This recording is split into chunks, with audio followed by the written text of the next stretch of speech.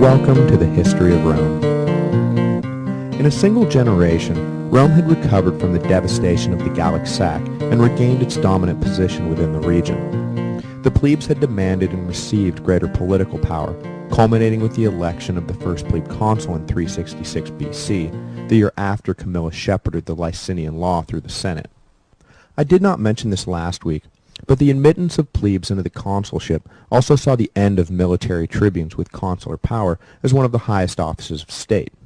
The dual consulship was reinstated for good, and the obsolete office of military tribune was never revived. Subsequent years would see other plebe firsts, including the first plebe dictator in 356 BC and the first plebe censor in 351 BC. Both feats achieved by a single man, Gaius Marcius Rutulus, who, over the course of his illustrious career, would also be elected consul 4 times.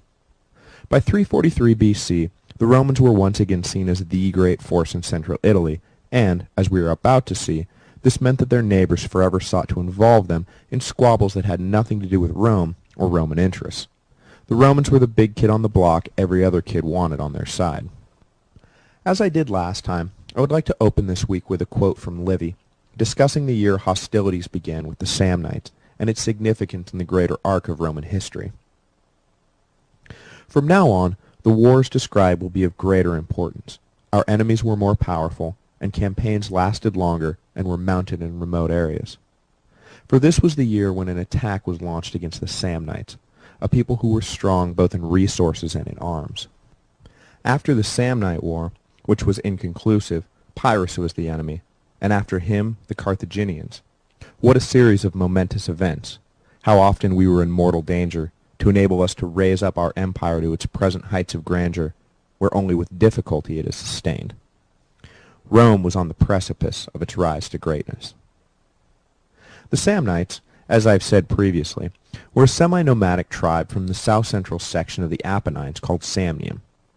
Starting in the 300s BC, the Samnites, along with a number of other hill tribes, began to come down out of the hills and onto the plains that lay between the mountains and the coastline. Some moved south and began to encroach on the Greek cities of Magna Graecia. Others, like the Samnites, began to move west and came down to a land known as Campania, which lay southeast of Rome. The Greeks in the south sent envoys across the Adriatic to beg for assistance in fighting off the hill tribes, and were answered by Alexander of Epirus, who sent an army to help rid the Greeks of the encroaching menace. As we will see later, this introduction of an army from Epirus would have far-reaching consequences for the Romans. 60 years later, an army from Epirus would again answer Greek calls for aid, only this time not to battle nomadic hill tribes, but rather the growing power of Rome. But we still have a ways to go before we get to that. The largest and most important city in Campania, where the Samnites were setting up shop, was Capua. Known for its rich soil and soft lifestyle, Capua was no match for the hardened Samnite warriors, so, like the Greeks, they cast about for a savior. Envoys were sent to the largest and strongest power in the region, Rome, to beg for aid. The Romans, however, turned the envoys away. Rome had already concluded a treaty with the Samnites and could not in good conscience break it. They had, after all, sworn oaths before the gods. The desperate Capuans then took an extraordinary step. They formally surrendered Capua, its land and citizens, to Rome, willingly making themselves subjects of Rome. The Senate could not look this massive gift horse in the mouth. The land controlled by Capua was some of the best in Italy, and the food it could provide would put the days of grain famine in the rearview mirror forever. The Romans accepted the surrender and sent their own envoys to Samnium, where they explained that Capua was now Roman territory and, as per their treaty, the Samnites must desist all attacks. The Samnites would have none of this and scoffed at the Roman envoys, taking the insulting step of ordering a raid into Campania right in front of the Roman legates. The Romans, offended by this obvious breach of protocol, felt they had no choice at this point but to declare war. And so the First Samnite War began. The 2 consuls for that year, 343 BC by our reckoning, were Aulus Cornelius Cossus, a capable if forgettable leader, and Marcus Valerius Corvus, a true blue member of the legendary Roman Heroes Club. He was a member of the prominent Valerian family, whose famous ancestral patriarch was Publius Valerius Publicola himself. The surname Corvus or raven, was earned as a young man while serving in the army. The legions were squaring off against an army of Gauls when a huge Gallic fighter stepped forward and challenged any Roman to single combat. Young Marcus Valerius, all of 22, stepped forward and accepted the challenge. As he approached the Gaul, a raven landed on his shoulder, a sign that the gods favored him. The Gaul was worried by this clear omen, but proceeded with the fight anyway, and the raven, far from leaving when the clash began, actually joined in, pecking at the Gaul's eyes while Valerius ran him through with his sword. Valerius triumphant, the raven flew off. The legions then swept into the Gallic line and defeated them almost without resistance. An auspicious, if obviously embellished, beginning to a career, to say the least.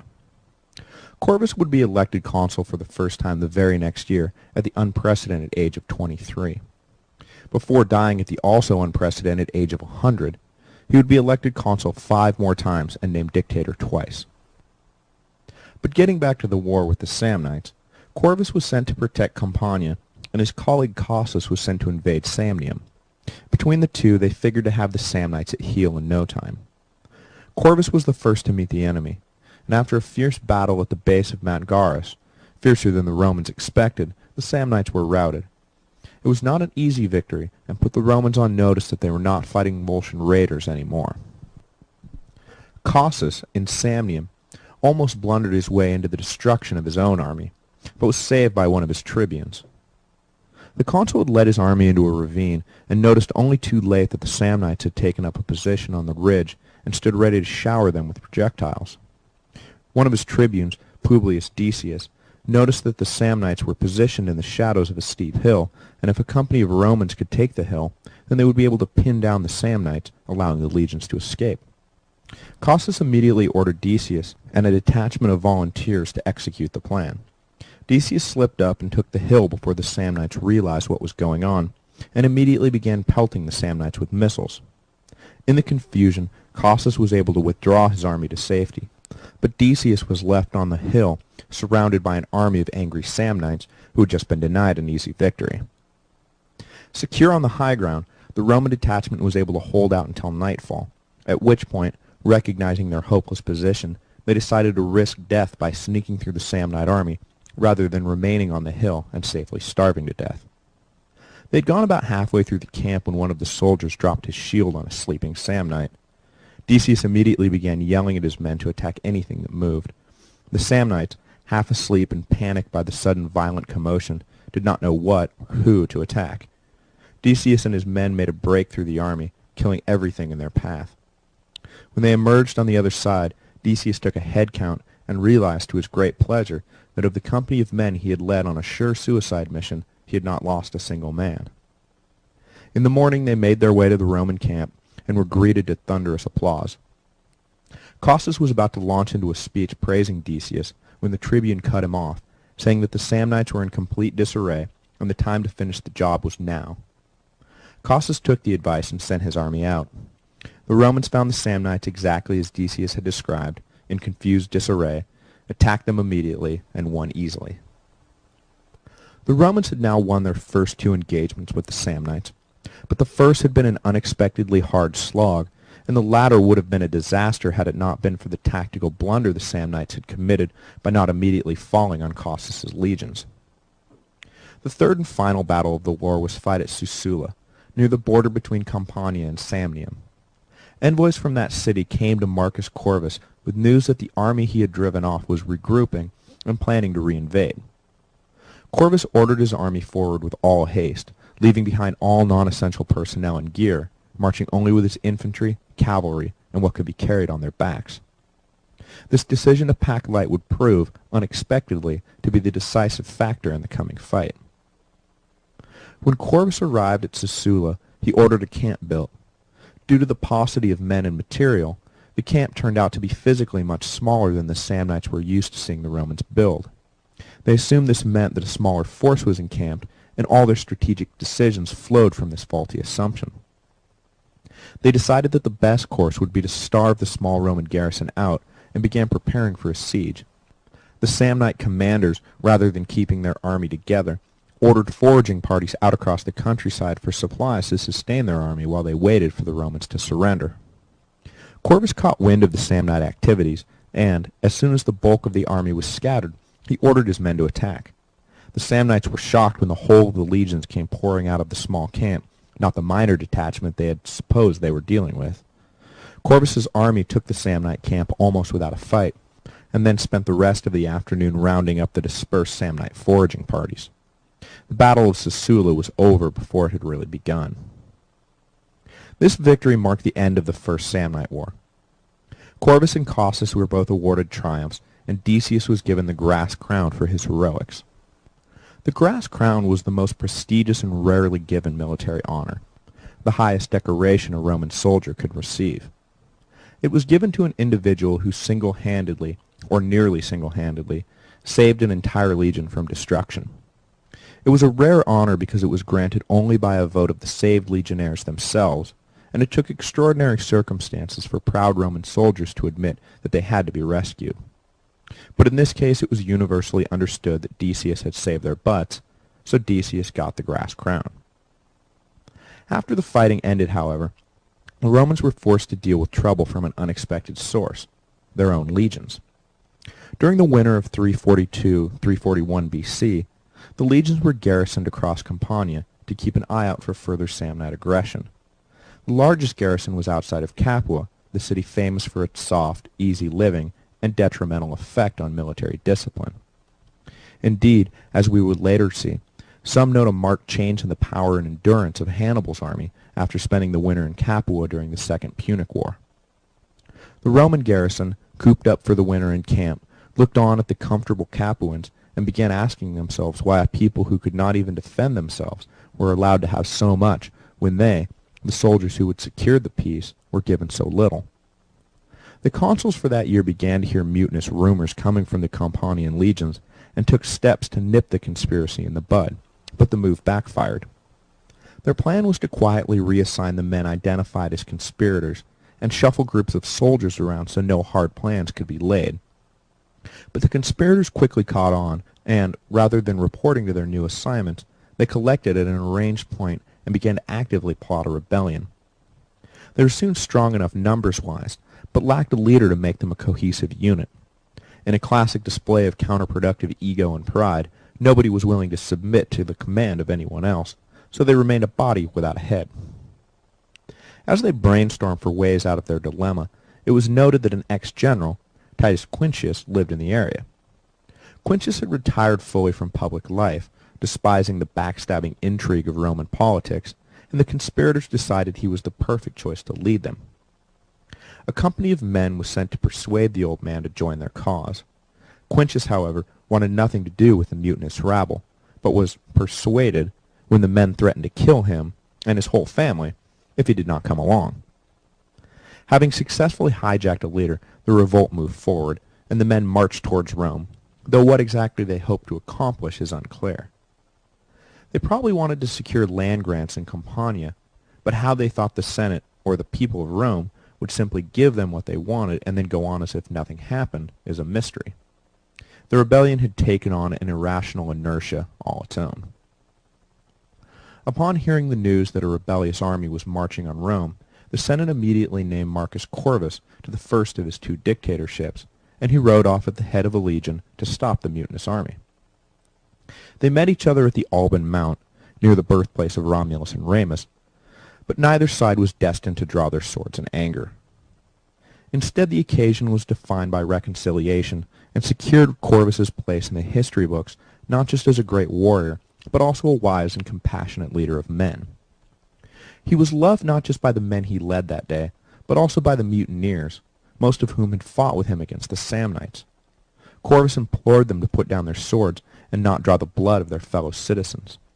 Quintius, the hijacked general, who wanted no part of the rebellion anyway, ordered his men to stand down, and the combined weight of these two towering figures compelled them to give up.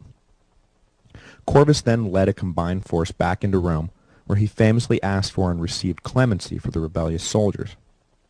Corvus did not want the affair to remain a thorn in the side of Roman solidarity, and he made sure no soldier was cast off the census rolls or in any other way penalized for his actions. It was a singular case of leniency toward mutinous soldiers, and, Though Corvus was hailed forever as a great man for securing the leniency, his example was rarely followed by later generations, who treated any hint of mutiny quickly and without mercy. Soon after the abortive rebellion, a truce was formalized with the Samnites. The Campanians, however, were in no mood for peace, and allied themselves with a combined Latin army that took the fight into Samnium as a punitive response to the Samnite invasion of Campania. The Latin communities hoped to grab some Samnite land and enhance their own power in the region, hopefully securing better terms of alliance with Rome. The Samnites immediately appealed to the Romans to halt the attacks. The Romans agreed to order the Campanians, who were now their subjects, to halt, but claimed their treaty with the Latins granted them no authority over their own internal military decisions. And this decision had two effects. For one, it offended the Samnites, who thought the Romans were just hiding behind legalese and directing the Latins, subjects to Rome in all but name, to keep fighting illegally after the treaty had been established. Second, it perked the ears of the Latins, who took the Roman decision to mean that the Romans did not believe they could stop the Latins from what they were doing. The time was ripe, the Latins decided, to renegotiate their status with Rome. For over 100 years, they had sent men and money to fight Roman wars, and were consistently given only a pittance of the spoils in return. Full equality, they decided, was theirs for the taking, and, turning away from the Samnites, they set their sights on Rome itself. Having just concluded one war, the Romans were about to be embroiled in another, the Latin War, which would not turn out exactly as the Latins planned, resulting in not full equality, but full subservience to Roman rule, and an end even to the appearance of independence. The First Samnite War would prove to be mere foreplay between the Samnites and Romans. The Romans had gotten the upper hand, but it could have just as easily gone the other way. The Second, or Great Samnite War, would start 20 years later and not last for 2 years, but 22 years. In that war, the Samnites would hand the Romans some of their greatest and most humiliating defeats. The Romans had, since their founding, used the Greek phalanx system for their army, but soon found it unsuited for the mountainous terrain of Samnium. The Samnite cavalry and light infantry were able to easily outmaneuver the heavy Roman phalanx, forcing the Romans to completely overhaul their military structure before they could beat the Samnites in the field. But that war was still a generation away. Next week, the Romans will follow the old adage that the enemy of my enemy is my friend and join forces with the Samnites to quash forever Latin dreams of independence.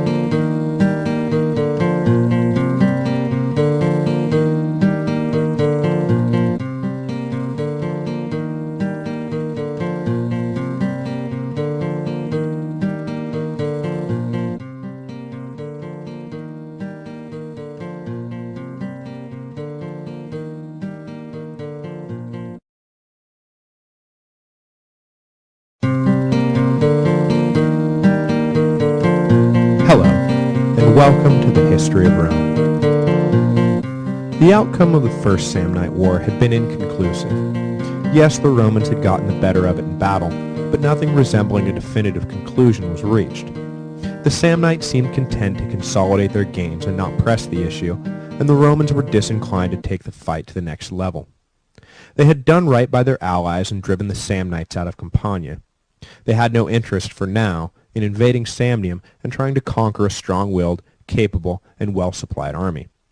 Plus, the winds of discontent were blowing in from Latium, and the Romans knew full well that if they got entangled with the Samnites, the Latin communities would be in a strong position to leverage concessions from the Romans. So a treaty of peace was concluded between the Romans and Samnites. The Latins saw this as a tacit admission of weakness and, seeking a more personally beneficial arrangement with the Romans, decided to strike while the iron was hot. But before any sort of conflict with the Latins were joined, a further step was taken in the Publian, thanks to John for correcting my pronunciation, quest for a greater share in power. In 342 BC, not long after the mutiny of the garrison soldiers in Campania, the plebes pushed through another set of reforms that solidified their power. The package included the important provision that one of the consuls for each year not just could be a plebe, but had to be a plebe. But more importantly, it set the well-known and oft-cited requirement that 10 years must pass before a man could hold the same office twice. The move was designed, obviously, to prevent one man from gaining too much power, but at times the cure was worse than the disease, especially, for example, during the Second Punic War, when it became nearly impossible to run the war when the leadership kept changing. So though the 10-year requirement was followed and disregarded according to circumstance, it did set a cultural precedent strong enough that when, between 104 and 100 BC, Gaius Marius was elected consul 5 times in a row, it was a scandal that engendered enough ill will that the social fabric of the state began to unravel. But that is for a much later date, probably sometime early next year at the pace we're going. When the Romans withdrew from fighting the Samnites, the Campanians and Latins both wanted to carry on with the fight. As I mentioned last week, the Samnites implored the Romans to put a stop to the aggression, but the Romans refused to order the Latins to do anything one way or the other. The Latins immediately took this to mean that if Rome did not feel strong enough to enforce its will, politics being the zero-sum game that it is, then that meant the Latins must be stronger than their supposed masters. They resolved to use this to their advantage. A delegation representing the Latin League was sent to Rome to demand a political reordering. Up to this point, the Latins had enjoyed varying degrees of Roman citizenship, usually trade and intermarriage rights, stopping short of full suffrage. The delegation asked of the Romans not just full suffrage, but also audaciously demanded that one of the 2 yearly consuls come from the Latin communities. The Romans were shocked and practically laughed the delegation out of the Senate. No Roman was going to submit himself to the rule of a mere Latin. The plebes had just guaranteed their own consulship and weren't about to give it up, while the patricians had just given up one of their consulships and weren't about to let go of the other. On the question of a Latin consul, the two classes were united. The Senate's, and I'm paraphrasing here, answer to the Latin delegation was, no, there will be no political reordering. We like things just the way they are, thank you very much. Do you not remember that we wiped the floor with you at Lake Regillus, and that's why things are the way they are? If you really want what you're asking for, then come take it, if you can. The Senate then immediately voted for war to teach the impertinent Latins a lesson. Legions were raised and sent out to meet the Latin force that had been massing in anticipation of the Senate's rejection of Latin demands. The consuls for that year were Titus Manlius Torquatus and our old friend and hero of the First Samnite War, Publius Decius, he of the grass crown. On a brief tangent, the Romans dated the past by reference to the consuls for a given year, rather than by an arbitrary numbering system, so that, for example, last week's battles with the Samnites were said to have taken place in the consulship of Corvus and Cossus, rather than in, say, 167, dating from the founding of the Republic, or 409, dating from the founding of the city. It seems a bit unwieldy to us, but the Romans liked it just fine. Down the road, this system of reference would lead to the Roman joke that events occurring in the year of Julius Caesar's consulship, 59 BC, took place not in the consulship of Caesar and Bibulus, but in the consulship of Julius and Caesar. Get it? The Romans could be a laugh riot when the mood struck. Anyway, in the consulship of Decius and Manlius, 340 BC by our reckoning, war with the Latins began. In the beginning, the outcome was very much in doubt. It had been years since the Romans had fought an enemy that so evenly matched them. It was almost like facing a mirror. The Romans and Latin forces were nearly identical in size. They used all the same tactics, spoke the same language, prayed to the same gods, and in most cases knew each other personally. There would not be any surprises or innovative tactics, just a standard straight-ahead infantry battle and victory to the strongest or luckiest. Both sides knew it, and knew heavy casualties loomed as force pitted itself against force. Two legends emerged from the war, one revealing how the Romans were able to win a fight that seemed destined to produce a draw, the second hammering home the idea that obeying consular authority is paramount and the only way to maintain the critical discipline required for Rome to defeat its enemies. The first legend states that after the legions had built their camp near the Latin force and settled in for the night, both consuls had the same dream. In it, an apparition revealed that in the coming battle, the victorious side would sacrifice its commander, while the losing side would sacrifice its whole army. When they awoke, the two conferred and realized that they had had the same dream. They made a pact that each would lead one flank of the army, and whichever side began to fail first, that consul would charge into the enemy and seek death, so the gods would grant their whole army victory. The second legend states that the consul Manlius had given orders to his troops that no one should engage the Latins until he had given the okay. He wanted the battle to start at the time and place of his choosing, and didn't want reckless brawling to spark a battle he wasn't prepared for. Manlius' son Titus, however, disobeyed the order while leading a cavalry detachment on patrol. They encountered a group of Latins, and Titus was challenged to single combat by one of them. Titus demurred, understanding his orders, but the Latins called him a coward and all sorts of other nasty names. His hackles raised, Titus accepted and proceeded to kill his challenger. Returning to camp with the spoils taken from his dead enemy, Titus was greeted by cheers, but the festive atmosphere died under the withering stare of his father, who ordered his son arrested. Manlius gave a brief speech in which he defended what he was about to do. His family, he said, would be torn apart by the punishment he was about to hand down, but that was far better than having the entire state torn apart by disobedience to consular authority. Then, without compassion and to the horror of his men, Manlius ordered his own son flogged and beheaded.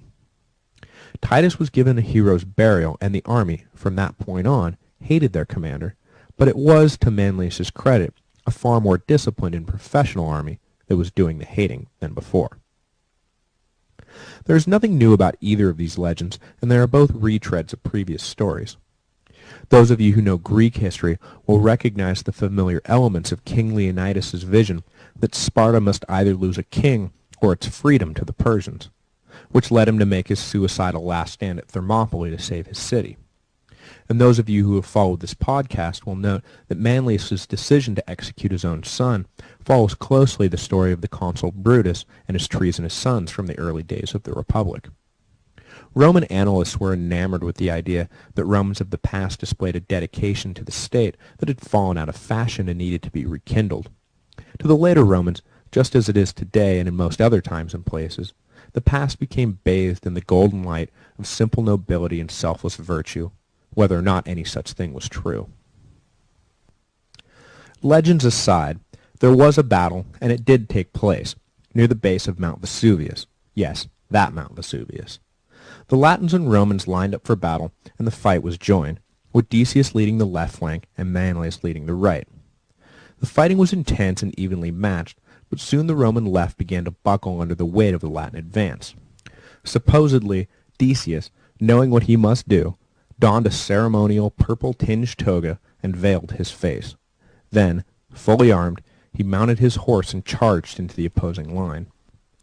The Latins were at first terrified at the appearance of this mad, masked horseman, and Decius killed not an insignificant number before he was finally taken down by a shower of spears. Manlius, watching his colleague fall, knew that victory was within his grasp. He held back a reserve of veteran soldiers, and, when the Latins were worn down, Manlius sent in the fresh troops, and the Latins broke. Returning to Rome, it is said that Manlius was greeted with acclaim by the older men, but shunned by the young, who hated him for executing Titus, a well-liked young noble. And whether it was Decius' sacrifice or Manlius' tactics, the Latins were beaten. Over the course of the next year and a half, the Romans pursued a policy of laying siege to each of the Latin cities one by one, dividing them so none could offer aid to any of the others. It was during this stage of the war that the Samnites provided auxiliary forces to the Roman effort, joining the two enemies briefly under the same banner. It was in both of their interests to put down the rising Latins before the Roman-Samnite battle for Italian supremacy really got going. No sense in having some third-party wild card in the mix. They both agreed on that. Some of the Latin cities surrendered at the sight of the Roman army. Some resisted a little and then gave up, and some fought to the bitter end. When it was over, Rome had subdued the entirety of Latium. At this point, the Latin League was abolished once and for all, and any independent Latin identity was destroyed forever. In the aftermath, the Senate gathered and decided the fate of each Latin tribe on a case-by-case basis. Those who gave up quickly or never joined the rebellion were given full Roman citizenship. Those who resisted some were allowed to keep intermarriage and trade rights, but denied the vote, while those who led the revolt were turned off their land and their holdings were colonized by Roman citizens. This treatment of the Latins was typical of Roman official policy. Anyone who was predisposed to friendship and did not resist Roman rule was welcomed openly into the empire and given an array of rights and privileges, while those predisposed to hostility and resistance were simply wiped off the map. Most nations and tribes fell into the former camp and found themselves well treated by their new Roman overlords. It was this policy of generosity that secured the longevity of the ethnically diverse empire. That, and the ruthless extermination of those tribes and nations who fell into the latter camp. The stage is now set for one of the most important wars in Roman history, the Second or Great Samnite War. It is comparable in historical importance to the Second Punic War, which saw the Romans defeat Carthage, and the Macedonian Wars, which brought Greece under Roman control. In the Second Samnite War, the Romans, for the first time, set themselves on a course of conscious expansion, with an eye on winning a far-reaching empire. It was a decades-long fight, and the Romans nearly lost a number of times, but when it was over, Rome found itself in control of all Italy. But before we get into all that, I want to pause and give a fuller account of the Roman legion, how it fought, how it operated, and how it was commanded. The Samnite Wars marked a period of transition for the army, and this is a good time to take a look at how the Romans had fought in the past and how they would fight in the future. The strategy and tactics and formation of the legion would remain in place for the next 200-odd years, until Marius came along and reorganized it yet again. And I want you to have a good picture in your mind of what things looked like as we move forward, because it will allow you to visualize the battles of the upcoming Punic Wars better, and later to fully understand why the Romans were able to so decisively defeat the Greeks. So next week we will learn about the phalanx, its strengths and weaknesses, and why the Romans scrapped it in favor of the maniple system, how many men a centurion really led, hint, the answer is not 100, and what the word legion actually means.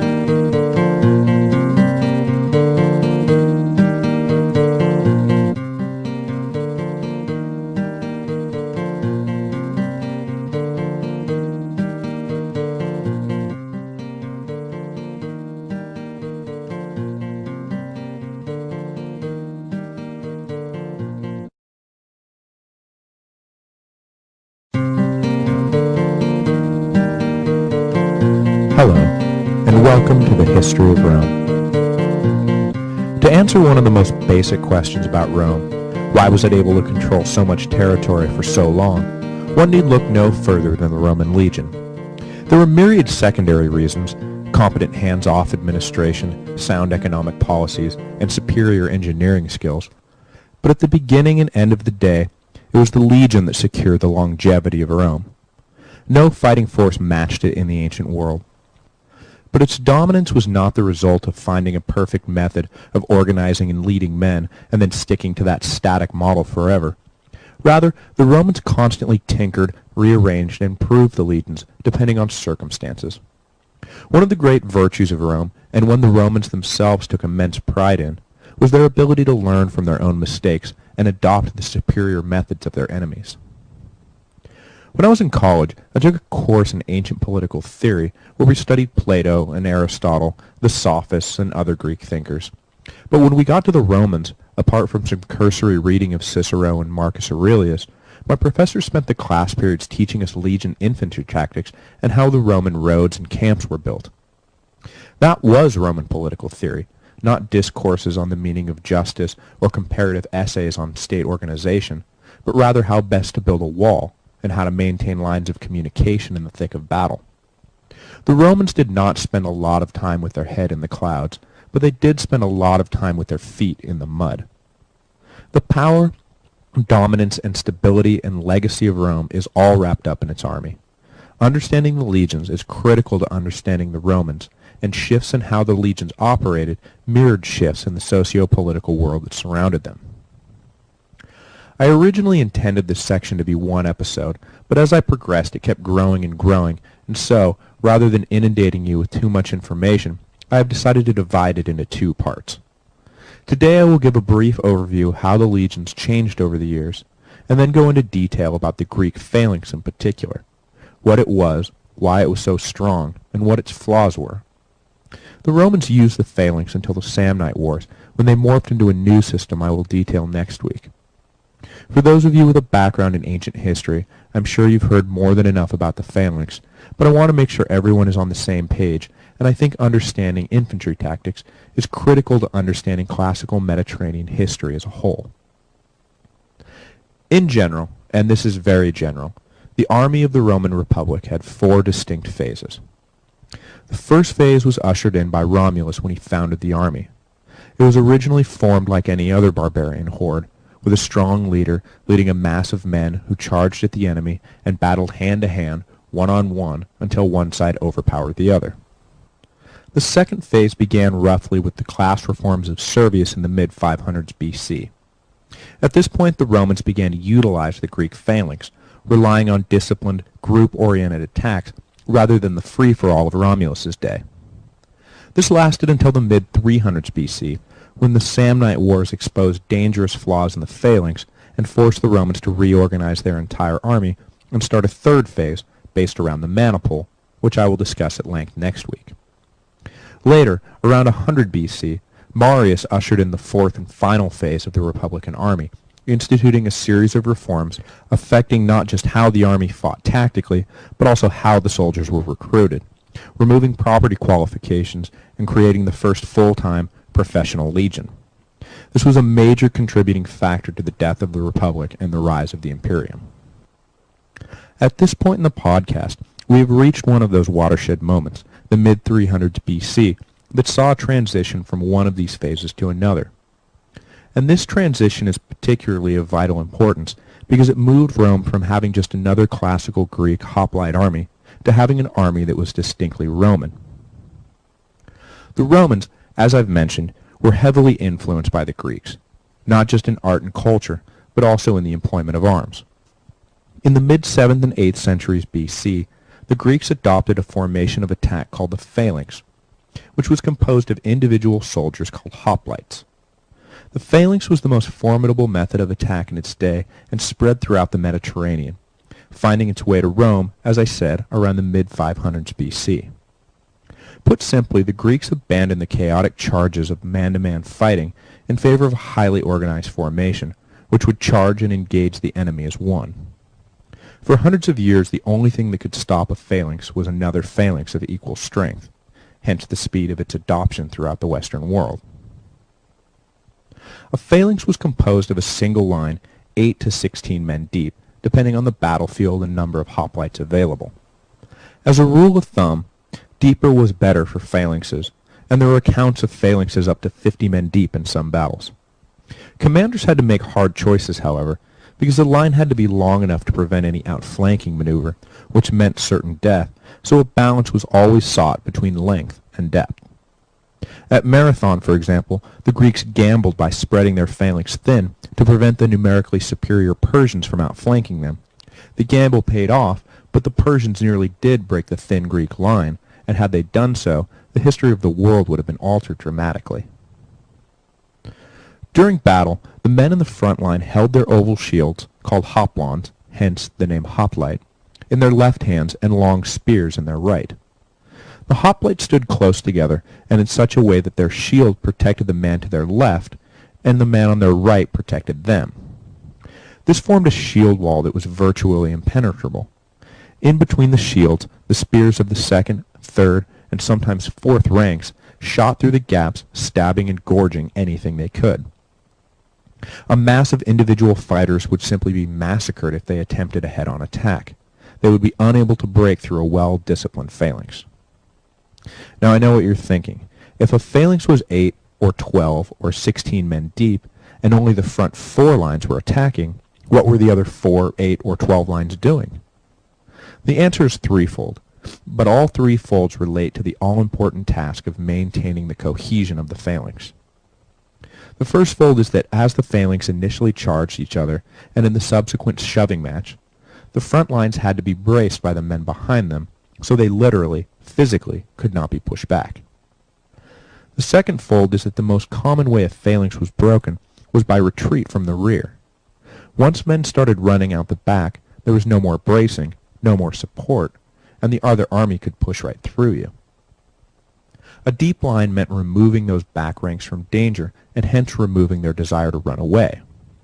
The man in the back line of a 16-man phalanx was in no danger of being run through with a spear, so he wasn't going to run. It's basic psychology. The third fold is that the stable back ranks prevented the men in front, who really were in physical danger, from running away even if they were scared out of their minds. If anyone in the front ran, then the whole phalanx would break down and everyone would be slaughtered. Now I know what you're thinking again, and the answer is yes. The first few ranks of a phalanx was a really, really crappy place to be. Trapped between an enemy who was trying to kill you and friends who forced you to stay put even as they sat, essentially, on the sidelines. The only way to live if you were in the front was to stick together and move forward, so there was a motivational element to the formation as well. There was, indeed, a lot of psychology built into the phalanx. Maybe all that philosophizing on the human condition paid off. In a warrior society like Greece, though, men clamored to be in the front ranks because that's where all the honor and glory was, and where the commanders placed their best men. So, despite all the dangers, they didn't think the front was such a bad place to be. To each his own, I guess. Now, a last important word on the phalanx. It was designed for and used on flat, open plains, where the ranks could be deployed properly, and there were no holes in the line. In a phalanx, a single gap meant death. The survival of the army was absolutely dependent on an unbroken shield wall. In Greece, this worked well because both sides used phalanxes, and so both sought the same sort of terrain. But against an army who used vastly different tactics on unstable, hilly terrain, the phalanx was vulnerable, a fact the Romans would learn the hard way. In the hundreds of years that the Romans had used the standard phalanx, they had been well served because they were fighting either other phalanxes or Gallic hordes who were no match for a solid shield wall with hundreds of spears jutting out of it. But when they met the Samnites, the weaknesses of the phalanx became all too apparent. The steep, rough country of Samnium, where most of the fighting of the Samnite Wars took place, made it difficult to deploy and maintain a cohesive phalanx. Plus, the Samnite light infantry and cavalry, used to the terrain, were able to easily outflank the Romans. And as I said, an outflanked phalanx was as good as dead. This fatal flaw spelled the end of the Roman use of the phalanx. It was simply not maneuverable enough. When attacking head-on, a phalanx was indestructible, but once hit from the side or back, it was a sitting duck. The densely packed soldiers simply could not turn and set up the critical defensive shield wall in time, encumbered as they were with heavy armor and long spears. If given enough time, the left or right-hand column could reform into a front line, but in battle time was measured in seconds, and a cavalry detachment that managed to get around the line was charging through the ranks in a heartbeat, slaughtering the closely packed hoplites who could not even turn around to defend themselves. This was why the phalanx had to avoid being outflanked at all costs, and why, when the Samnites proved they could get around the Romans changed forever their organizational deployment to develop an immunity to this chronic disease.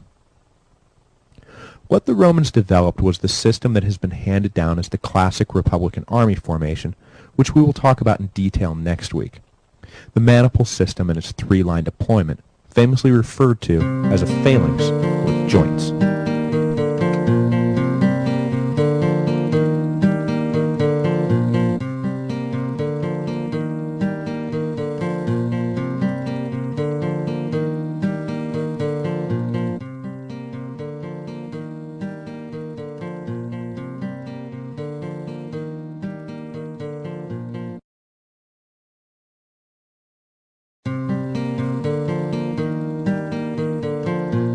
Hello, and welcome to the History of Rome. Last time, we focused on the Greek phalanx, the formation of battle used by the Roman army until the time of the Samnite Wars. This week I want to talk about the new system the Romans developed during and after their war with the Samnites. The new organizational structure would remain the standard for the next 250-odd years until the Marian reform of 107 BC and become known to history as the maniple system. It was called the maniple system because it was based around a tactical unit of 120 men called the maniple, which roughly translates as a handful. This unit was capable of acting independently of the rest of the army or in concert with the whole, giving Roman commanders an advantage over their predecessors who had to deal with the bulky single line of a phalanx designed only for closely coordinated forward movement. In a pinch, a general could now order off a single maniple to secure a ridge or plug a hole or turn to face an enemy from behind without jeopardizing the cohesion of the rest of the army. And the new Roman general had another advantage over his predecessor.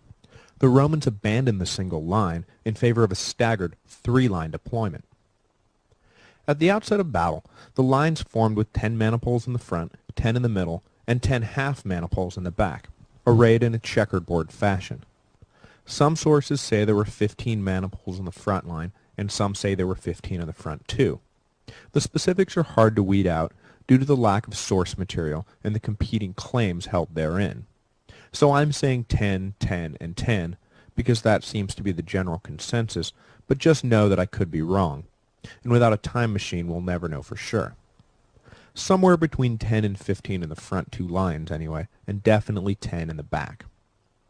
The front line maniples were made up of the youngest and most inexperienced soldiers, generally aged 16 to 20, out on their first campaigns. The second line was made up of soldiers in the prime of their lives, between the ages of 20 and 40. The back line was made up of the oldest troops, veterans of countless campaigns with all the wisdom and skill that follows from age and experience. Organizationally, each single maniple had 4 officers, 2 front, senior centurions, and 2 back, junior centurions. They were called centurions because they commanded a single century, the most basic organizational unit of the army, and a maniple was composed of 2 centuries, hence 2 officers. A Roman army century was not composed of 100 men, as is commonly and mistakenly believed, but rather 60 to 80 men. The senior of the 2 senior centurions was the commander of the maniple and placed in the front right when in battle. They were expected to lead by example and be the first ones in and the last ones out of any fight. The mortality rate among centurions was thus the highest in the army, but again, as with the front ranks of the phalanx, men clamored for the position because of the honor it brought them and their families. The basic theory was to attack first with the front line only, who, being young, were strong and full of stamina. Ideally, the rest of the army would never have to attack, and the front line would take care of the enemy. But this rarely happened. Inevitably, the second line would be ordered in to support the first. These troops, hardened, strong, and experienced, were usually enough to secure victory. The enemy, worn down from fighting the Roman youth, would be no match for those youth plus an equal number of veterans. If this was not enough, however, the last line was ordered in to support. If this back line got involved, it meant that things were not going well for the Romans, but the old men were usually enough to break the back of a particularly stubborn enemy. The maniple system was based around the principle of time-release freshness. Opponents of Rome would attack all at once and with great fervor, often overexerting themselves by the belief that they could overwhelm the front Roman line easily and move on to the rest of the army. But things were rarely that easy for them, and, bogged down by the front line of Roman youth, the opposing armies became fatigued and were then routed when the rest of the Roman army got involved. Beyond these 3 basic lines of heavy infantry, there were 3 other important elements needed to complete the legion as it lined up for battle. First, there was the light infantry, made up of men rich enough to qualify for service, but too poor to afford all the gear needed to survive in heavy infantry fighting. In any given legion there were between 1,000 and 1,200 of these fighters, who, at the beginning of battle, stood in front of the 3 lines to mask the size and formation of the Roman army. When the signal for battle was given, the light infantry would rush the enemy and hurl spears and javelins, attempting to disrupt the cohesion and inflict some minor damage, before retreating quickly through the 3 lines to the back of the legion. Light infantry never made much of a difference in the actual fighting, having served their purpose if the enemy remained in the dark about Roman formations, and eventually, when the state began to take responsibility for the arming of soldiers, the light troops were phased out and folded into the rest of the lines. On the wings, as was typical of the day, the Romans placed the cavalry. Their job was to engage the opposing cavalry and take them out of the fight, so the 2 infantry lines had to fight head-to-head without help, a fight the Romans always felt they could win. Once the opposing cavalry was out of the way, The Roman horsemen would plunge into the enemy lines and attempt to do as much damage as they possibly could. In addition to these two basic tasks, the cavalry was always watchful of potential flanking maneuvers or surprise attacks from the rear. Constitutionally, the cavalry was initially made up of the richest Romans, the equites, but as the years passed, the Romans farmed out cavalry work to their allies, never being great horsemen themselves. And these allies were the third element needed to complete a standard legion. Also stationed on the wings, between the Roman lines and the cavalry, the allies were somewhere in between heavy and light infantry. Through the Republican period they were led by Roman officers, but as time went on they began to be led by their own chiefs, or generals. The allies were required to contribute an equal number of infantry and twice the cavalry that the Romans themselves provided.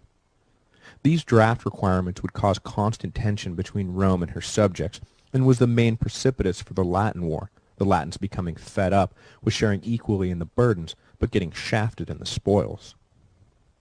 In total, the Roman fighting strength was optimally between 8 and 10,000 men, with 4,200 Roman legionaries, an equal number of allies, and just shy of 1,000 cavalry.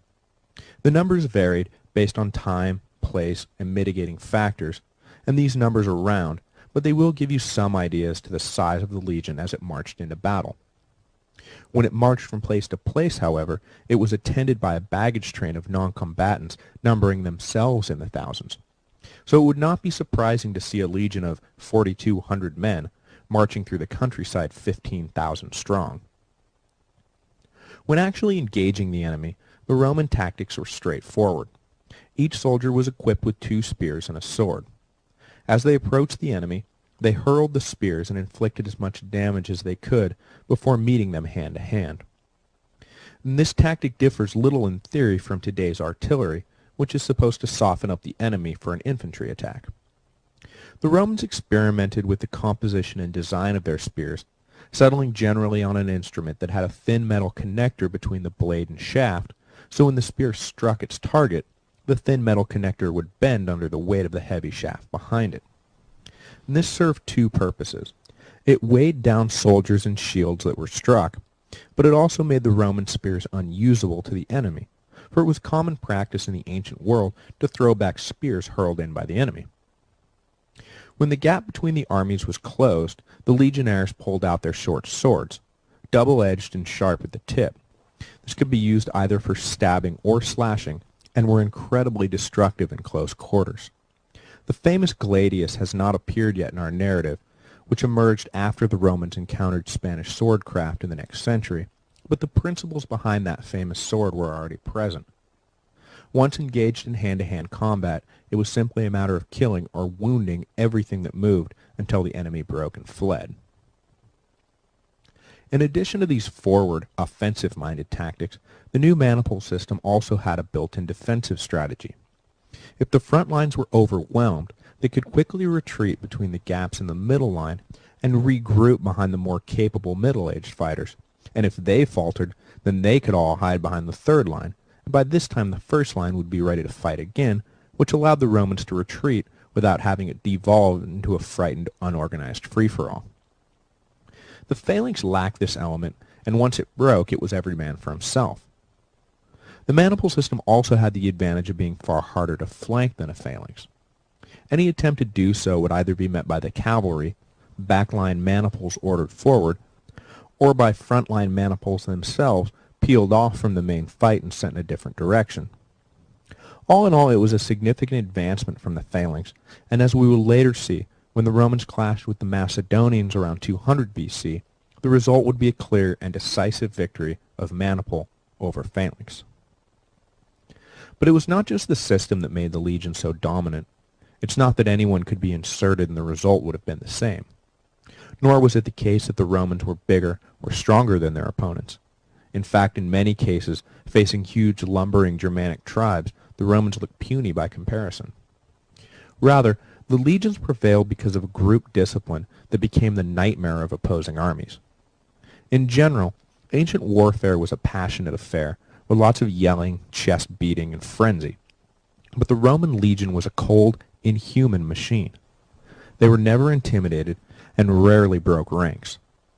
Their comrades could be dying to their right and left, but the legionnaire himself seemed unaffected and kept moving forward. This was unsettling to say the least, and sapped the morale of Rome's enemies.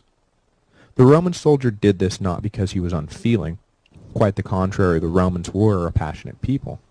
But in war, there was only one thing a legionnaire feared more than the enemy: his commanding officer.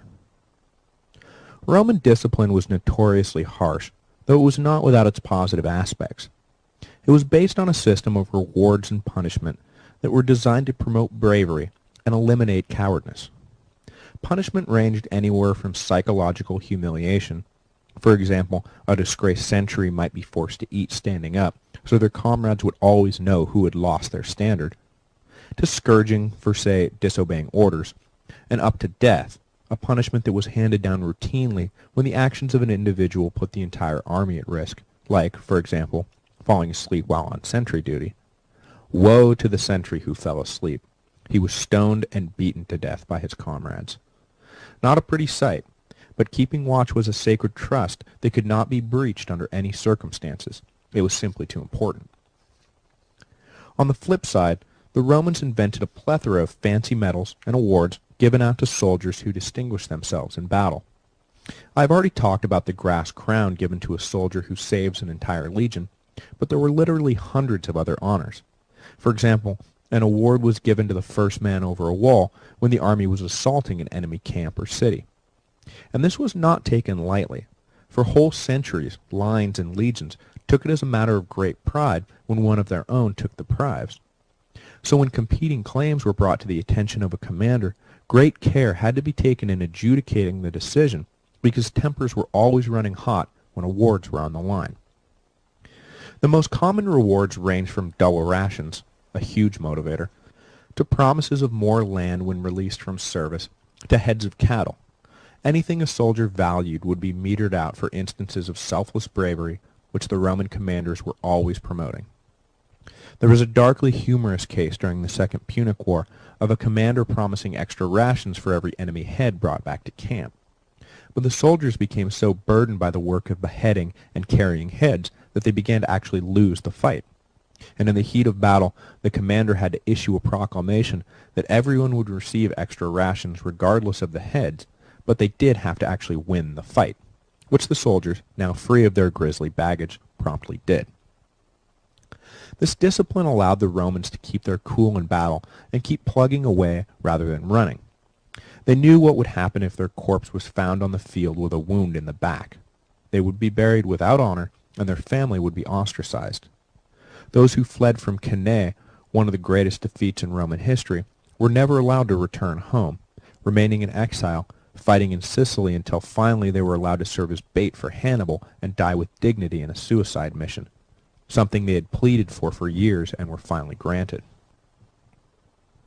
The last thing I want to impress upon you about the superiority of the Roman legion over enemy forces was their meticulous attention to detail. It is often said that amateurs study tactics, but professionals study logistics, and the Romans embodied this belief. They took great care to always preserve supply lines, communication lines, and set up their camps in the most defensible possible position. This last was critical because the Greeks, for example, set up their camps to simply be close to the site of battle without thought to any other practical considerations. The Romans, however, took great care in ensuring they held the high ground and were in a well-defensible spot. A routed Roman army often staved off final defeat behind the walls of their camps, and many Roman victories were secured by overrunning the poorly constructed camps of their enemies. The Romans always scouted and protected sources of food and fresh water, and, knowing that this often meant the difference between a strong army in the field and a weak one, always sought to cut off the food and water supplies of their enemies before engaging in battle. Battles were often won or lost based on nothing more than the existence of a good breakfast on the day of the battle. So as much time as they spent trying to figure out how to neutralize opposing cavalry, they spent 10 times as much time thinking about how to secure pasture land for their horses. It was the boring details of making sure everyone had proper footwear and that the trenches were dug to a proper depth that really set the Romans apart from their enemies, who often had every intention of just showing up for a fight. The Romans never just showed up for a fight. They planned everything down to the smallest detail. The fight itself became almost an afterthought. So there you have it. That, in a nutshell, is the Roman Legion of the Republic. 3 lines made up of units of 120 men, with cavalry and allies protecting the wings. More versatile than the phalanx, the maniple system would remain largely unchanged for the next 250 years, and it would be this incarnation of the Legion that did most of the heavy lifting of the territorial expansion throughout the Mediterranean. When we get to Marius, I will discuss at length the changes he introduced and how they changed the face of Rome forever. But that is for another time. Next week we will get back into the action as Rome prepares for her longest and most grueling challenge to date, the Second or Great Samnite War.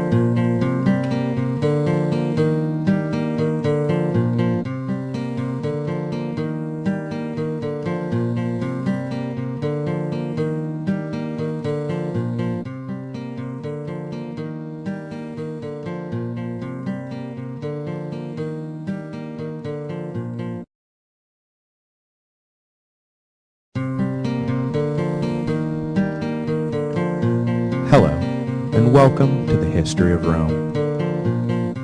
The Romans enjoyed 10 years of peace after the end of the Latin War in 338 BC, and spent the years quietly expanding their territory. This decade saw the emergence of a new attitude towards territorial expansion. It was no longer enough to merely ensure the survival of Rome by controlling Latium and fending off intruders. The Romans now sought to spread their influence over a much wider geographic area in order to draw taxes and manpower from a wider pool of citizens. No one power had controlled the entire Italian peninsula before, but the Romans started to think that maybe they could pull it off. They essentially looked around Italy, sized up the competition, liked their odds, and went for it. The Samnites were number 1 on the list of potential threats, and the Romans knew that if they were able to conquer the powerful hill tribe, nothing would stand in their way of conquering all of Italy. However, the Romans were loath to simply expand. That would be immoral. The Romans only engaged in just wars when they or one of their allies was threatened. They would never declare a war unprovoked. It was considered barbaric. So they set about needling the Samnites into attacking first, so Rome could enter the war it wanted honorably. They dispatched citizens to form a colony in Samnite territory, figuring the Samnites would either let them get away with it, and the Romans would have gained more land without drawing swords, or the Samnites would attack, and the Romans would come to the rescue of their besieged citizens. Things did not go exactly by Roman design, but in the end they did get their war. The Samnites were caught up at the time fighting the Greeks in the south and could not immediately respond to the Roman settlement, so the Romans, emboldened, set up another. When the Samnites concluded their war with the Greeks, they did turn west, but it was not to directly engage the Roman colonies. Rather, they moved on the Greek city of Neapolis, which is present-day Naples, forging an agreement with its citizens to aid their dream of expanding off the coast and into Greater Campania. The nobility of Neapolis, however, dismayed at the Samnite garrison and the loss of control over their own city, turned to Rome for assistance. It was the call Rome was looking for, but it was something of a letdown. Fighting the Samnites in Campania would not garner them any more land if they won, which was the whole point of provoking the Samnites. But, reluctant to pass up the opportunity, they agreed to help the Neapolitan nobility and drive off the Samnite garrison, which they did, sparking the Second Samnite War in 327 BC. The early momentum was clearly in Roman hands. Samnite allies were peeled off, and the Romans won victory after victory on the battlefield. In fact, the only major defeat for the Romans in these early years came as a result not of Samnite strength, but of a psychological mutiny by the Roman army against their own commander, the result of an extended melodrama which is too juicy for me to not relate in detail. In 325 BC, as would be the case in many of these years, a dictator, Lucius Papirius Cursor, was appointed to oversee the war effort, and Quintus Fabius Maximus, the grandfather of the more famous Fabius Maximus, who saw Rome through the early disastrous years of the Second Punic War, was named his master of horse. They set out for Samnium, but the taking of the auspices, a critical superstitious step for all Roman endeavors, had been done poorly, or was messed up, or showed ill omens. Whatever was wrong, Papirius decided to head back to Rome and retake them in an attempt to secure a favorable sign from the gods. He very clearly ordered Fabius not to engage the Samnites while he was gone, but Fabius, being young, could not help himself. The Samnites, knowing the Roman commander was away, were relaxed, believing no battle imminent. Fabius, on his own initiative, decided that it would be a perfect time for a sneak attack. He ordered the army out, routing the surprised Samnites easily, and captured their camp, along with a great deal of plunder. When Papirius returned, however, he was enraged, red in the face, screaming and cursing enraged. How could Fabius have so clearly disobeyed him, when the whole purpose for leaving was to align Roman interests with the gods' favor? By attacking before securing favorable auspices, Fabius endangered not just the army, but Rome as a whole. Then, singing the praises of Manlius, who, you will recall, executed his own son for disobedience, Papirius ordered Fabius arrested. The army was incredulous. They had just won an easy victory thanks to Fabius's decisive action, and now Papirius wanted to punish him? It was absurd.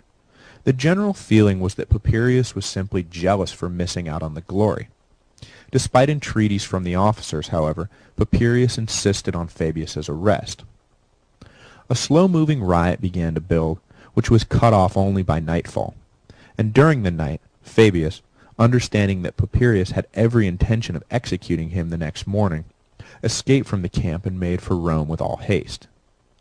Upon reaching the city, Fabius and his father, who had previously been consul and was a man of high standing, went before the Senate to plead the young man's case.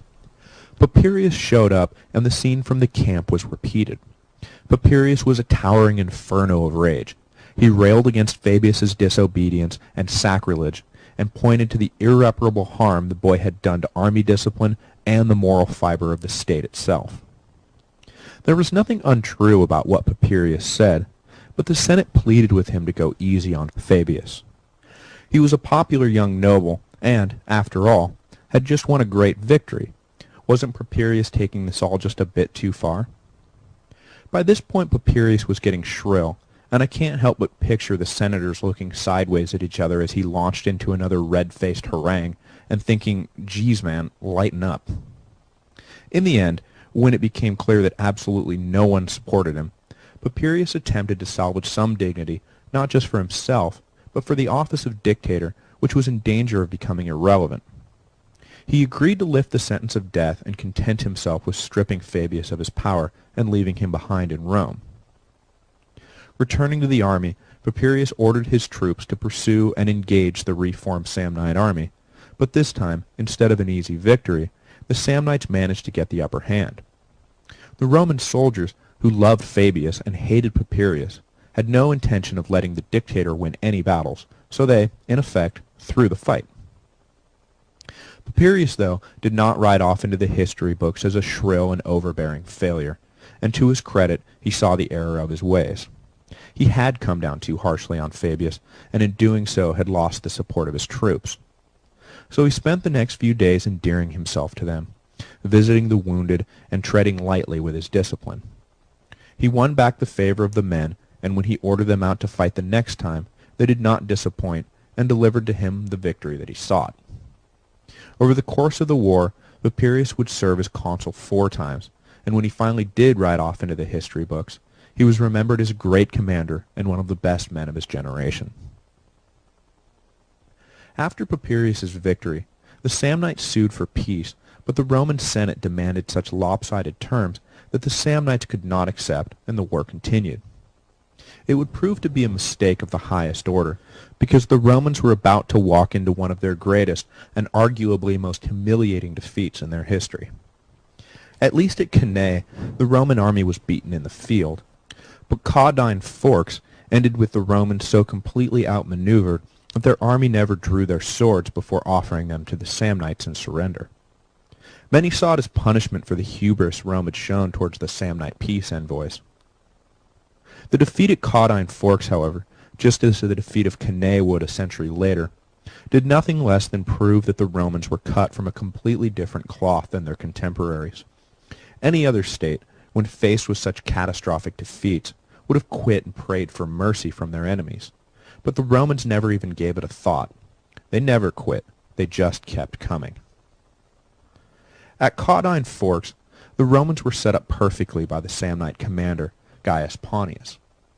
He dispatched some of his soldiers into Roman territory, masquerading as non-combatant herdsmen.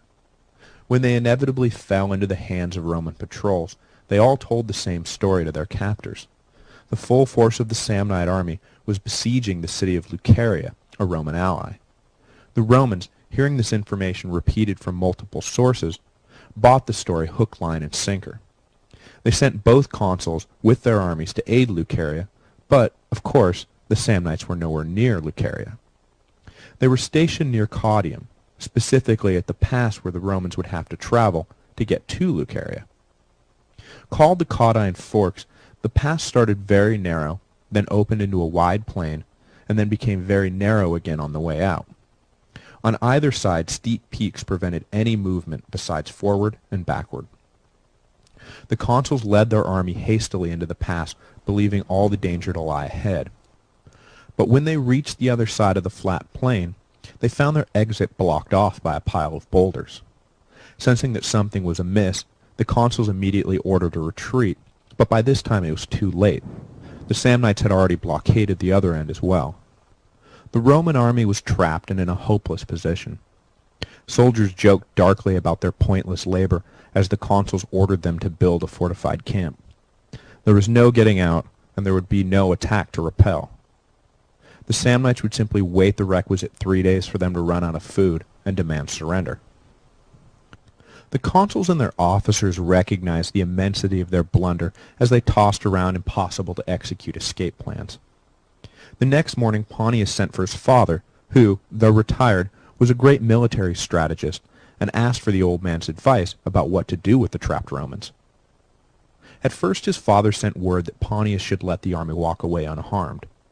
Unsure of the message, for it seemed a crazy notion, Pontius sent for clarification, and when word came again, the message had changed. It now read, "Kill them all, down to the last man." This sounded more like his father, but Pontius was confused and unsure whether the old man had slipped into senility. Hadn't he just said to let them all go? So he sent for his father and asked him to join him at Caudium. When the old man arrived, he told his son that he still retained his senses, and neither message had been a mistake. The best option, by far, he said, was to spare the army and return them unharmed to Rome, for in doing so they would win the eternal friendship and gratitude of the Roman people, and hostilities would end forever. The second best option was to kill them all, and end hostilities for at least a generation, by decimating Rome's available manpower and filling the Roman populace with terror of the Samnites. There are no other options, the old man said. Extreme generosity or extreme cruelty. That was it. But Pontius was unnerved by both, and settled on a third option that his father warned him, correctly, would win him no friends and eliminate no enemies. He would let the army go, but force them to surrender under the yoke, a humiliating ritual in which the defeated army must pass beneath a horizontal spear lashed to 2 vertical spears, creating a gate of sorts that the soldiers had to stoop to pass beneath. To the honor-crazed armies of the ancient world, this humiliation was far worse than being killed on the battlefield. Far, far worse. And to the men who surrendered at Caudine, their humiliation would be doubled because they had never even drawn their swords. They were never given the opportunity to die gloriously in battle and take as many Samnites as they could with them. It was absolutely unheard of to give up without a fight, and the thought of it mortally offended every soldier in the army, but their orders were clear, and pass under the yoke they did. The army that marched back to Rome was unlike any that had gone before it or would come after. They marched weaponless and in complete silence, walking and eating without saying a word or even looking up from the ground. Some said that the Samnites had defeated the spirit of Rome itself, but savvy observers warned that this was unlikely, that the silent army was not devoid of spirit, but merely smoldering with such an intense rage that words could not express their emotions. And woe to those upon whom Rome's fury would be unleashed. The terms of the peace also called for 600 cavalrymen, i.e., the sons of the richest men in Rome, to be held as hostages as well as for the consuls and their officers to become guarantors of the peace, an official, half-religious, half-legal position in ancient international diplomacy. In effect, it meant that upon their return to Rome, they must force the Senate and people to accept the terms of peace offered at the battlefield. If they did not, the gods would punish Rome as a whole if the guarantors who were in breach of their duty did not hand themselves back over to the Samnites, who would sell them as slaves. This threat was supposed to be enough to compel even unhappy guarantors to do their duty, and it usually was, but, like I say, the Romans were cut from a completely different cloth. It is unclear at what point Postumius, one of the consuls, decided to breach the trust, whether it was his plan all along, or whether he decided to do so after reaching Rome.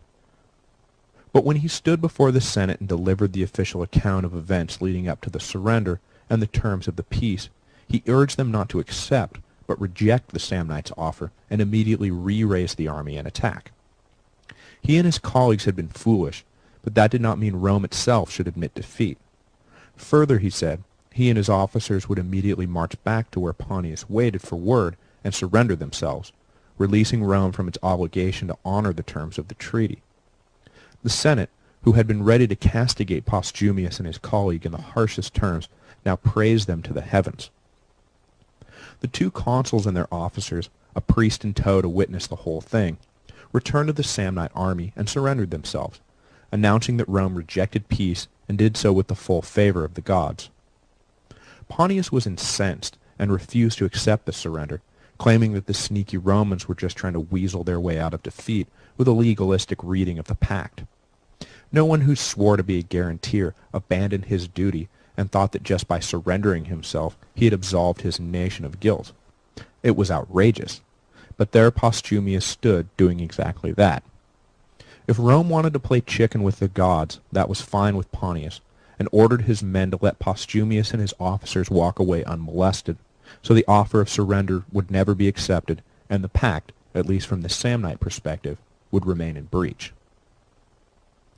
How much of this story is propaganda and how much is true is up in the air. There is no doubt, though, that following the defeat at the Caudine Forks, there was a 5-year lull in hostilities. It seems reasonable that the 5 years of peace was somehow related to the terms of the surrender, but according to the Romans, they never recognized any peace and were free and clear to continue fighting if they wished.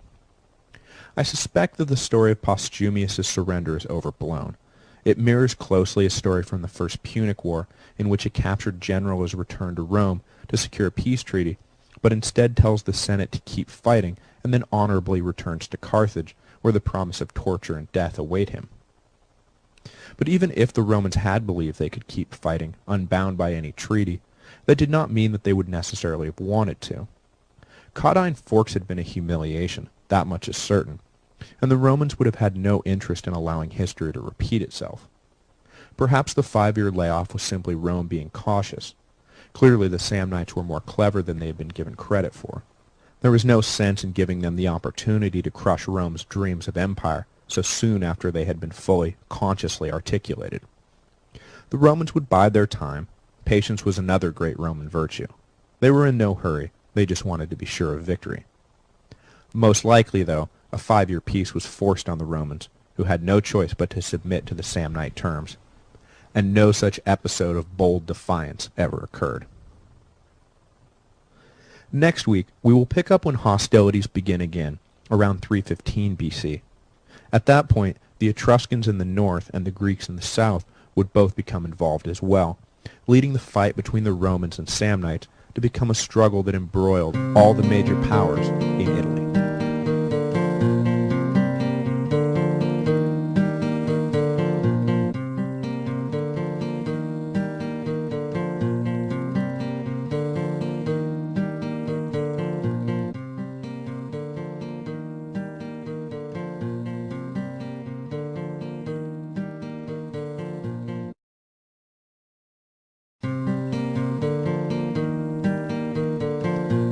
Hello, and welcome to the History of Rome. The Romans licked their wounds, or perhaps more accurately, nursed their egos, after the defeat at Caudine Forks in 321 BC.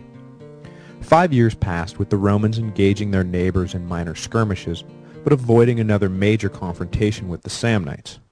Whether this was because of an official peace treaty or out of Roman fear is still unclear, but whatever the cause, there was a break in the fighting.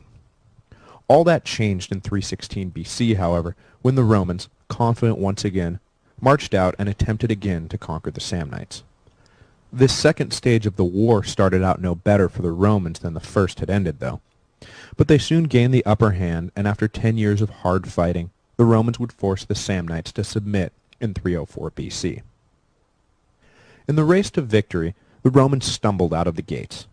In 315 BC, they met the Samnites near Laudale and were defeated in convincing fashion. Details of the battle are sketchy, but it appears certain that the dictator commanding the Roman legion was killed in the fighting. Rome's power was now on the verge of completely unraveling.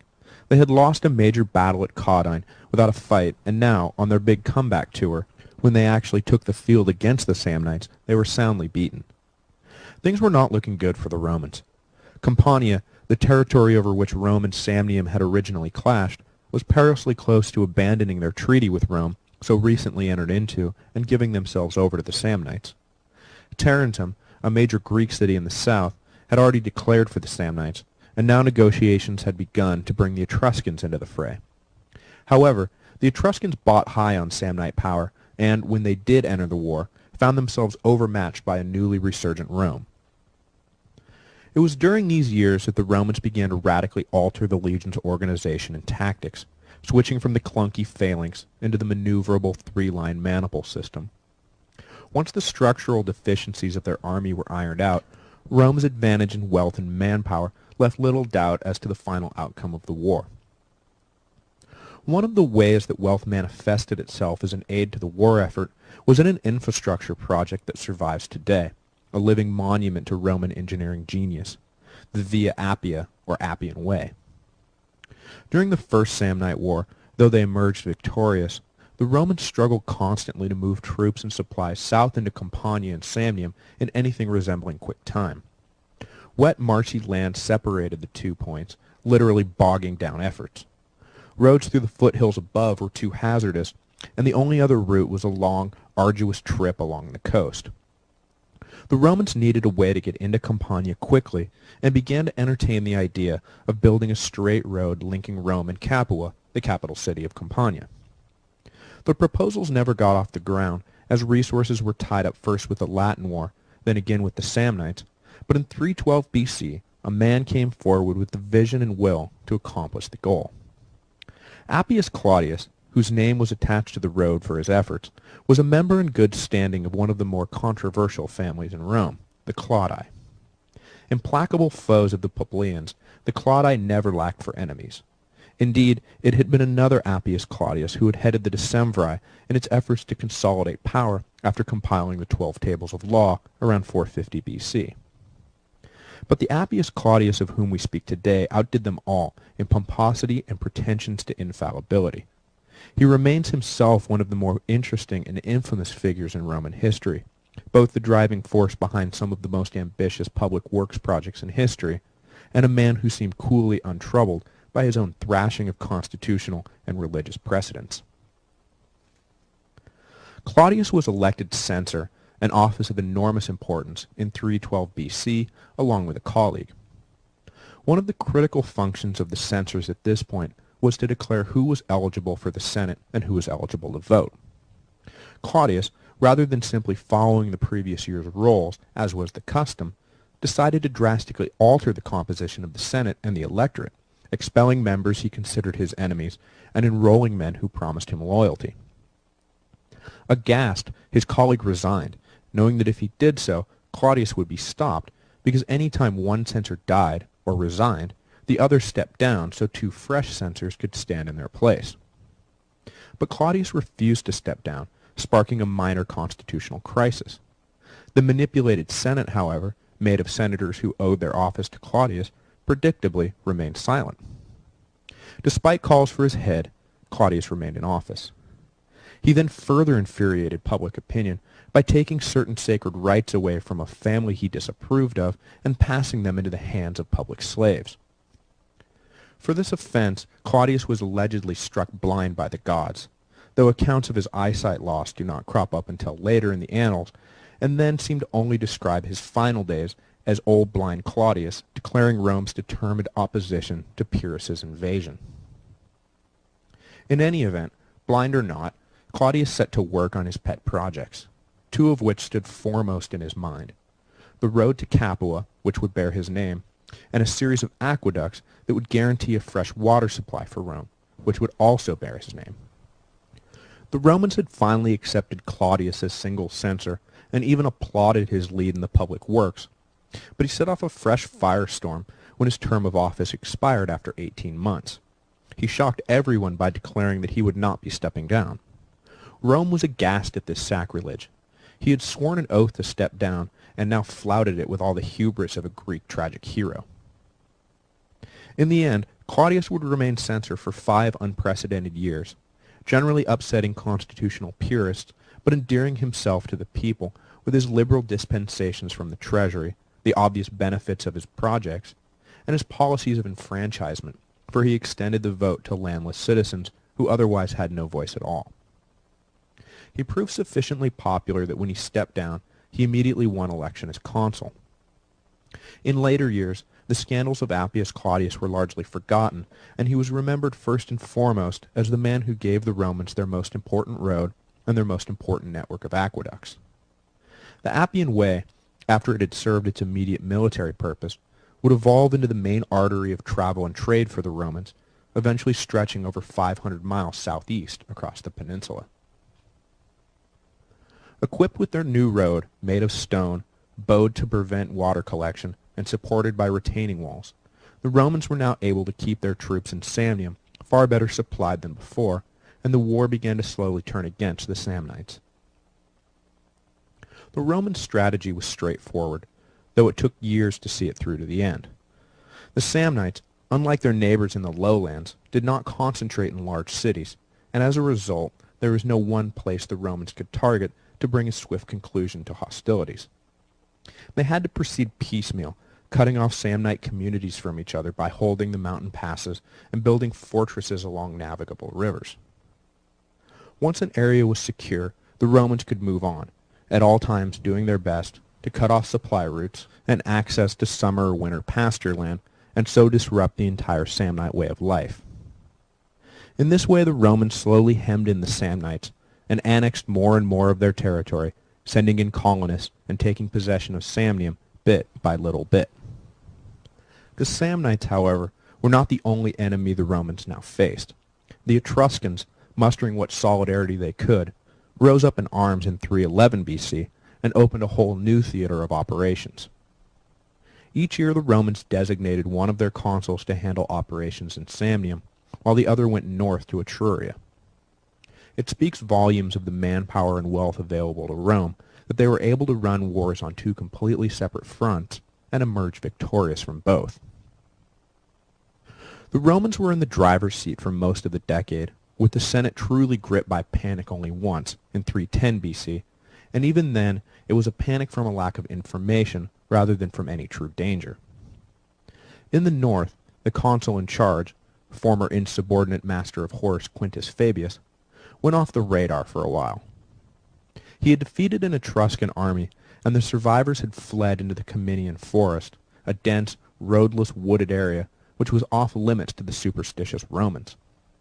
But Fabius decided reports about rodents of unusual size lurking in the forest were overblown and took his army in, pursuing the fleeing Etruscan army. He was out of contact for some time, which would have been a cause for concern, but not alarm, had not his colleague in Samnium been wounded in battle at the same time. The Senate, back in Rome, received word that one consul was injured, who knew how badly, and the other had led his army into the nightmare woods of the Ciminian forest and began to panic. In point of fact, though, the consul in Samnium recovered from his minor injuries quickly, and Quintus Fabius was actually in the process of securing an alliance with the people who dwelled inside the Ciminian. But the Senate knew none of this. Papirius Cursor, the man who had ordered the execution of young Fabius, was appointed dictator by the panicky Senate and led an army of fresh recruits into Etruria to track down the lost legions. When he arrived, Fabius had already emerged from the woods, new allies in tow. He was surprised and horrified to find that his command had been given to Papirius, whom he understandably bore some resentment over the drama a few years earlier. But he submitted to the Senate's will and allowed Papirius to take command. Together they led their combined army against the regrouped Etruscans near Lake Vadimo. The resulting battle was the only clash with the Etruscans that was ever in doubt. All three Roman lines became involved, and the tide did not turn until late in the day. The Etruscans, however, eventually broke and fled. They never again caused the Romans serious trouble, surrendering in 308 BC, leaving the Samnites to carry on alone. The Samnites were now in desperate straits. They were having difficulty with their supply lines, their armies could not link up with one another, they were constantly outnumbered, and their communities were beginning to suffer terribly under what was, in essence, a massive siege, not of a city, but of an entire territory. The Samnites held on as long as they could, but finally, reluctantly, sued for peace in 304 BC, bringing an end to the Second Samnite War. They had lost a great deal of their territory, and the Romans had founded 13 colonies in and around Samnium. In the north, the Romans had pushed deep into Etruscan territory, and either controlled by arms or alliance most of what had once been the most powerful confederation in Italy. Roman garrisons settled in across the peninsula, leaving only the Greek-controlled south untouched by Roman power. The Second Samnite War had been an incredibly transformative period of time. Italy had gone from being a land of fractured and competing sovereigns to a land under the control of a single dominant power. Roman citizenship was extended in its various gradient forms to tribes across the peninsula, who recognized more and more that their future prosperity would be determined by their relationship with Rome. And though the Romans were of course resisted, and at this point their domination was by no means complete, as many as fought simply acquiesced and welcomed the Romans with open arms. As I noted previously, the Romans treated those who submitted without a fight with amazing generosity, giving them full access to Roman prosperity. Though they gave up their sovereignty and were required to submit soldiers for the legions, they received their fair share of the spoils and were allowed, as was standard Roman practice, a great deal of latitude in their own local rule. The Romans themselves also changed. Obviously, the makeup of the legions was now radically different than it had been, with its strategy, tactics, and organization completely overhauled. But the completion of the Appian Way and the aqueducts, so impressive in their scope and so well conceived in their construction, that it signaled a change in the Romans as a whole, as they began to outpace their contemporaries in terms of their level of civilization. Rome, in short, was becoming the Rome we think of and remember today. The Rome that keeps us fascinated 1,500 years after the fall of their empire. The Samnites, however, were not done yet. After 10 years of peace, they realized that any treaty with Rome meant effectively an end to their independence forever. Rome was moving inexorably in the direction of imperial master, not simply powerful neighbor. In a last, desperate play for general Italian independence, the Samnites organized and led a coalition that included the Etruscans, the Umbrians, and even the Gauls against Roman power. Next week, we will cover the resulting conflict, known as the Third Samnite War, though the name is a bit of a misnomer. It was not simply Rome against the Samnites, but Rome against everyone. And in this war against everyone, Rome would win, and everyone else would lose.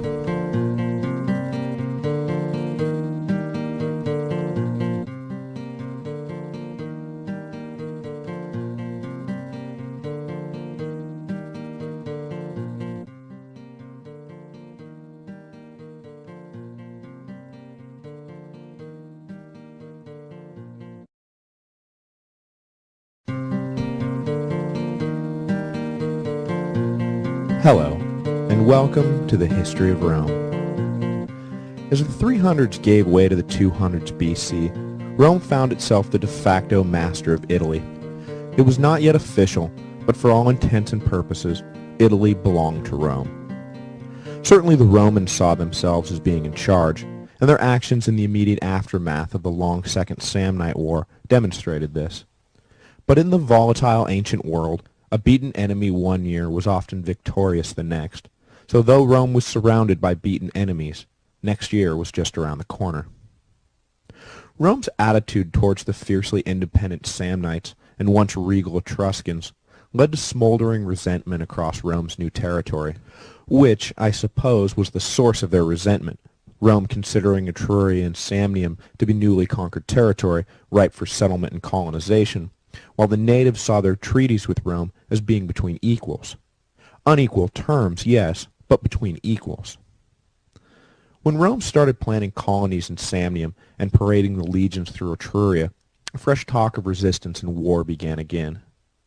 The Samnites in particular understood that Rome was now driven by visions of a peninsula-wide empire, and peace meant little more than death by population migration and displacement, rather than by a sword to the head. They were proud of their culture and language and way of life, and saw all too well what the future held for a passive Samnite nation, a mere footnote in Roman history books. At least if they fought, they could be the subjects of one more podcast episode. In 298 BC, the Samnites began to resist Roman incursions into their land. Rome sent envoys to Samnium to demand that the treaty of peace be honored, but the Samnites were done with the treaty, and war was declared once again. 2 consular armies, 2 armies under the command of a consul, so 4 total legions, were sent into Samnium in 297 BC.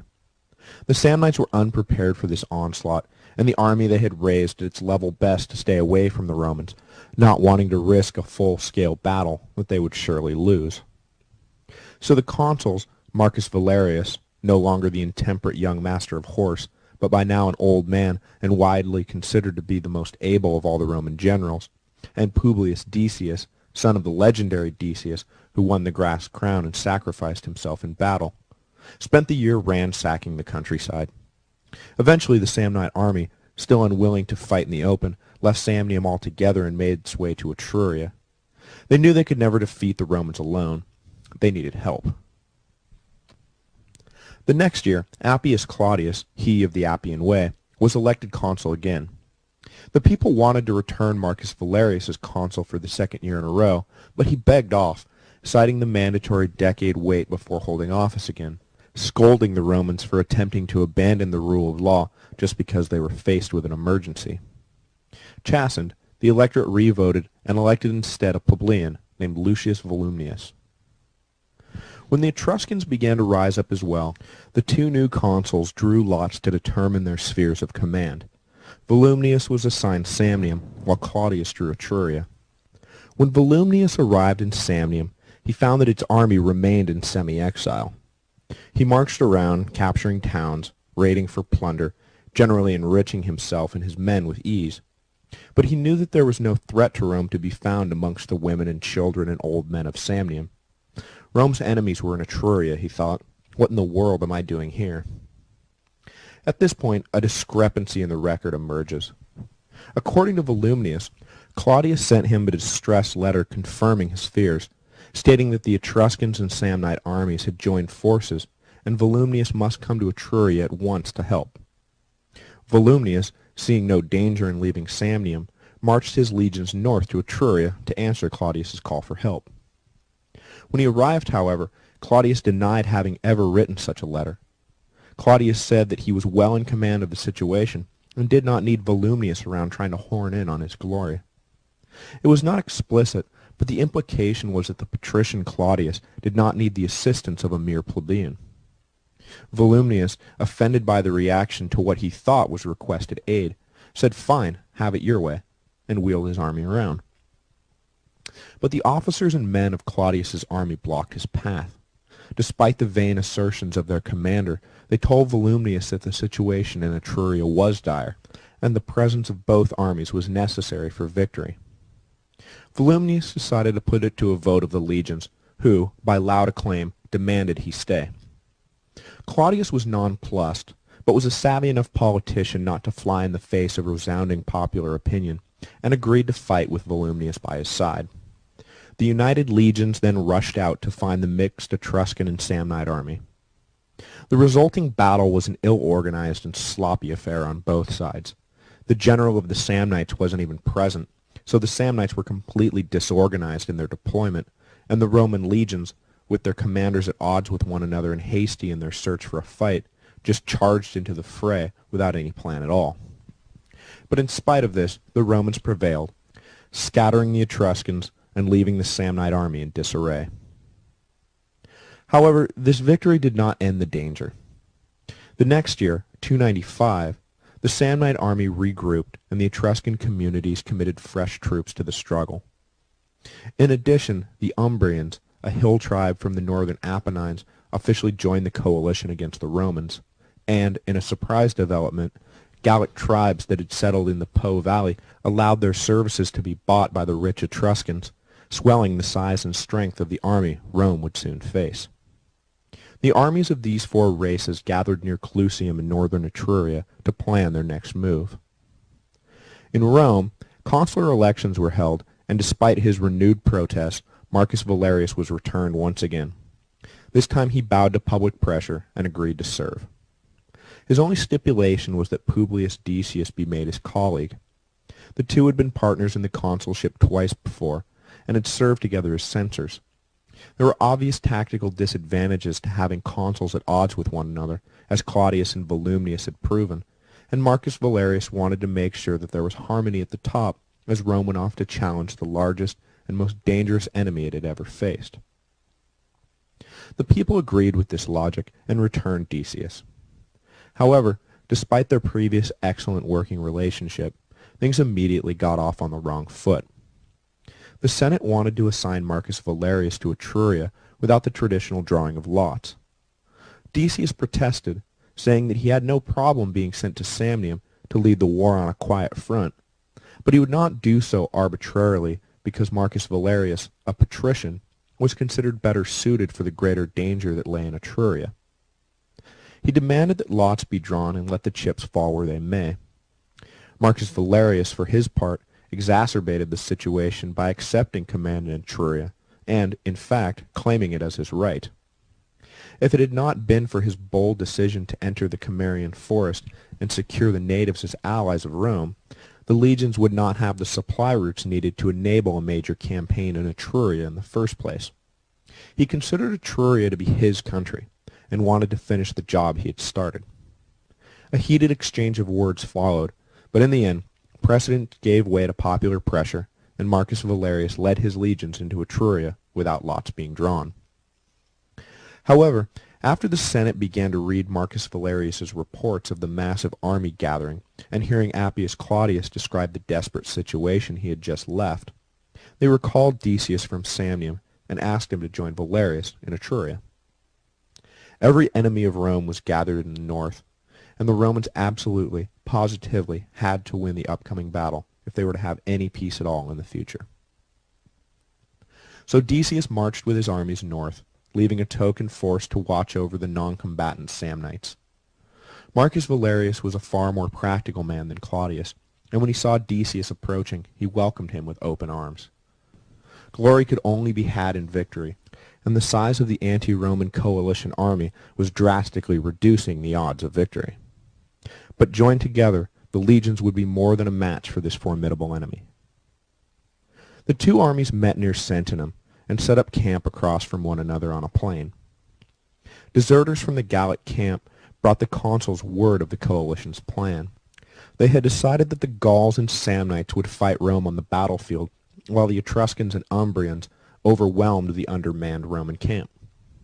They hoped to catch the Romans without an exit strategy and crush them between the force of their four combined armies. But, now knowing the plan, the consuls immediately took measures to prevent its implementation. In a classic display of indirect strategy, a contingent of legionaries was ordered out into the Etruscan countryside to attack and burn at will any house, community, town, or field they encountered. This devastation could not be tolerated by the Etruscans, who broke camp and made off to protect their homes.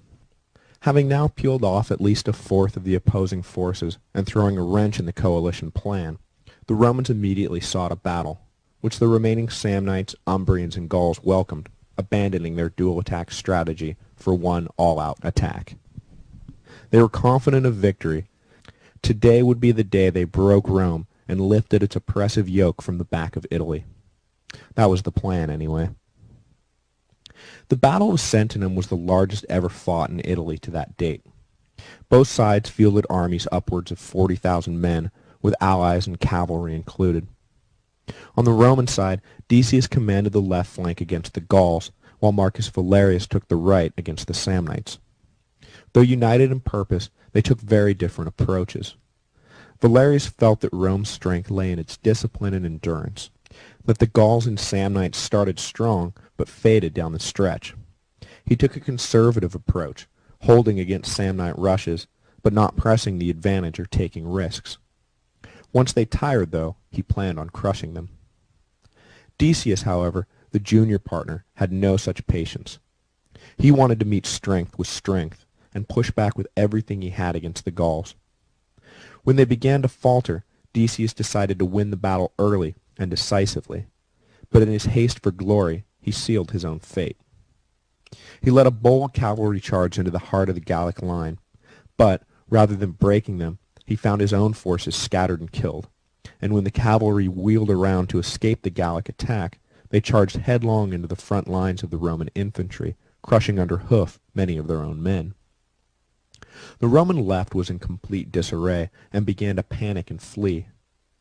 Decius, however, recognizing his folly, and here we are moving into romantic, vivid Roman storytelling, knew what he had to do.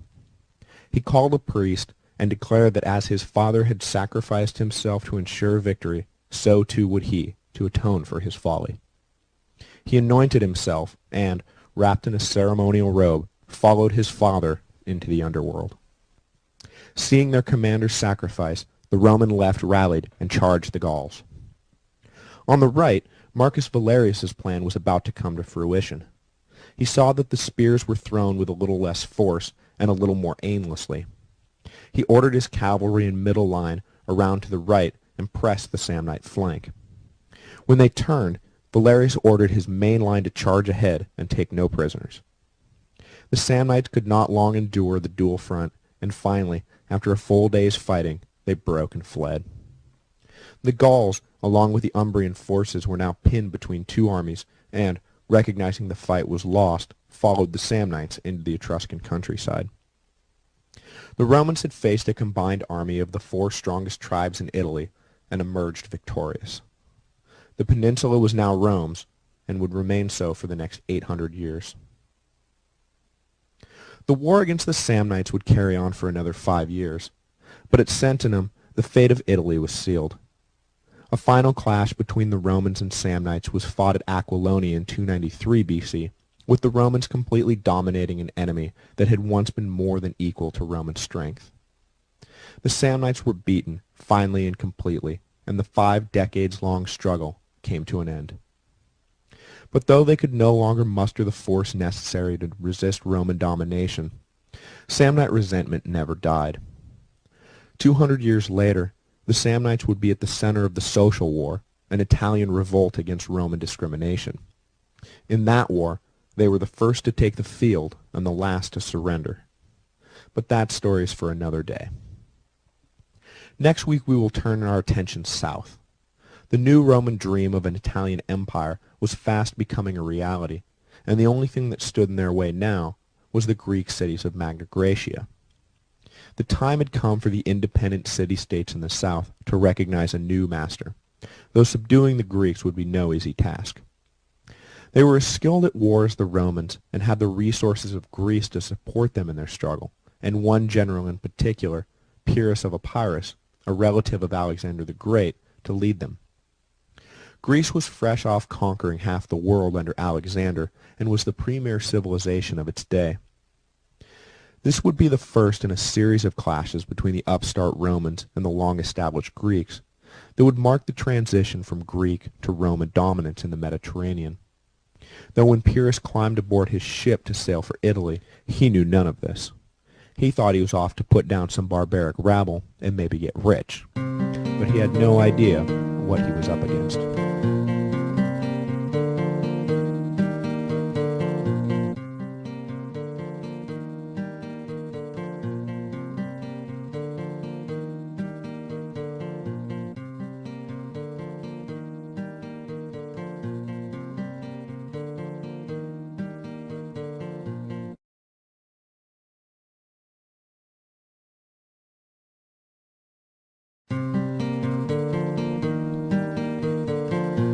Hello, and welcome to the History of Rome.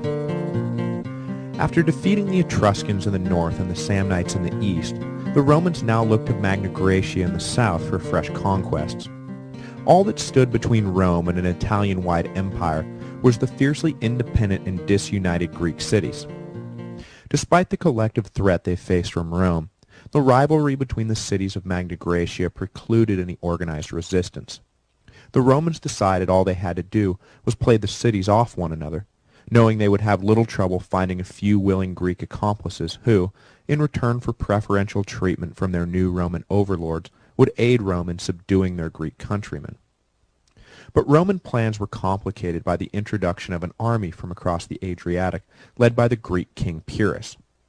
Answering calls for aid against the Romans, Pyrrhus had dreams of an Italian kingdom for himself, and though his dreams were ultimately foiled, the battles he fought against the Romans marked the opening salvo in a struggle between the Roman West and the Greek East that would end 100 years later with a bewildered Greek nation kneeling before their new Roman masters. Prior to the invasion by Pyrrhus, the eastern and western Mediterranean had, for the most part, been completely separate from one another. Divided roughly by the Adriatic and Ionian seas, the two halves had, politically at least, developed independently. Greek attention had always faced east and been consumed by its rivalry with Persia when it wasn't consumed with battling endlessly within itself. There were, of course, Greeks who had migrated west to the south of Italy and Sicily, but once their cities were founded, it was like they lived in a different world. There was no attempt from the motherland to control them, and no involvement by the Italian colonies in persistent internal Greek squabbles. The only major historical overlap was the Athenian invasion of Sicily during the Peloponnesian War in 415 BC. The expedition had ended so disastrously for the Athenians, many point to it as the principal reason Athens ultimately lost that war, that the thought of going west filled the Greeks with prudent revulsion for generations. They had enough to deal with in the east without courting disaster in the west. When Alexander ascended to the throne in 338 BC, all of his ambition lay east with the conquest of Persia and beyond. It has long been a source of speculation how different things would have turned out had Alexander turned west and faced the nascent Roman Empire rather than going east to fight the Persians. It was only 650 miles from Athens to Rome, and Alexander, who marched 3,000 miles to India undefeated, could have taken Italy almost as an afterthought. But the Romans were granted a stay of execution, and the greatest general in the ancient world marched his armies east, all the way to India, allowing Rome to continue to gather its strength unmolested. 40 years of war, shifting alliances, and rivalries between Alexander's generals had followed his death in 323 BC.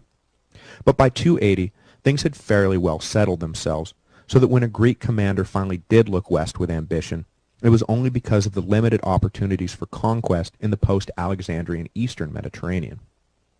That commander, Pyrrhus of Epirus, was born in 318 BC, right into the middle of the post-Alexandrian struggle. He was a prince of Epirus, a kingdom located in what is today the Balkans, on the periphery of the Greek world. He was a second cousin of Alexander, and found himself caught up in the volatile post-Alexandrian battles for control of Greece, Egypt, and Persia. His father was dethroned when Pyrrhus was only 2, and the family was forced into exile. At 16, his father now dead, Pyrrhus was returned to the throne of Epirus by the powerful king his family had taken refuge with, but a year later he was deposed. Through marriage, Pyrrhus managed to gain some powerful friends while enduring his second exile. Taking a daughter of Ptolemy as his wife, and marrying his sister to Demetrius, the reigning king of Macedon. With these new allies, Pyrrhus regained the throne of Epirus. A few years later, his sister dead, Pyrrhus turned on his ex-brother-in-law, conquering Macedon and proclaiming himself king. His reign over Alexander's homeland was brief, however, and he was driven back to Epirus in 284 BC. By this time, the situation in the east had begun to solidify. What had once been Alexander's empire was now divided into 3 major kingdoms: Antigonid Greece and Macedon, Seleucid Persia and Asia Minor, and Ptolemaic Egypt. There was little room here for an ambitious 34-year-old leader of a minor Greek kingdom. When then, in 282 BC, Tarentum, one of the leading cities of Magna Graecia, sent envoys into Greece begging for aid against Roman encroachment, Pyrrhus leapt at the opportunity. The major powers disdained to get involved, but Pyrrhus saw a chance for glory. There may not be room for him in the east, but there was abundant space for a savvy general to acquire a rich and powerful empire in the west. Pyrrhus nobly answered the call for aid and readied his army of 25,000 to sail to the rescue of his besieged countrymen, who would soon, hopefully, also be his subjects. Tarentum had run afoul of Rome, because Rome had run afoul of Tarentum. The Romans had formed an alliance with the minor city of Thurii, and when their new allies were threatened, Rome offered assistance. This annoyed the Tarentines, who considered internal Greek matters to be their domain. They were further incensed when a small Roman fleet sent to garrison Thurii was blown off course and ended up in Tarentine waters, a clear violation of a standing treaty between Rome and Tarentum. The Tarentines attacked the Roman fleet and sunk a number of the errant ships. So now it was Rome's turn to be incensed, and envoys were sent to Tarentum to demand an apology.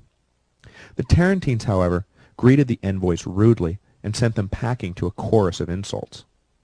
Rome needed no further provocation, and in 282 BC, war was immediately declared. Before aid could arrive from Greece, though, the Romans sacked Tarentum and had begun negotiations of peace with its aristocratic party, who favored an alliance with Rome. An advance party from Epirus, however, arrived in 281 BC, just as the papers were being signed, and drove the Romans out. In 280, Pyrrhus arrived with his full army, including 4,000 cavalry and 20 war elephants. They landed in Italy without opposition, and the Greek king began to lay plans for the systematic conquest of the peninsula. But the Romans, who had just recently secured Italy for themselves, were in no mood to give it up easily. The Romans sent an army 8 legions strong south to deal with this invading army, and met Pyrrhus near Heraclea, a Greek city located on the instep of the Italian boot. Pyrrhus was confident of victory, but began to have doubts as he watched the Romans methodically build their fortified camps. This was not the barbarian horde the Tarentines had described. It was an organized and disciplined army of a civilized society.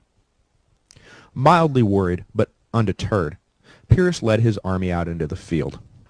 The disciplined Greek phalanx was more than a match for the Romans, and Pyrrhus's army soon gained the upper hand. But the Romans were stubborn in defeat, and the battle took its toll on the Greek army. Pyrrhus lost 4,000 of his best troops, and watched with consternation as the Romans, far from breaking and fleeing in panic, withdrew in an orderly fashion back to their camp. This was not going to be as easy as he thought. The Battle of Heraclea was important for 2 reasons. First, it was the first time the newly reformed Manipal legions had faced the might of a full Greek phalanx. True, the legions had lost, but the fight was by no means lopsided.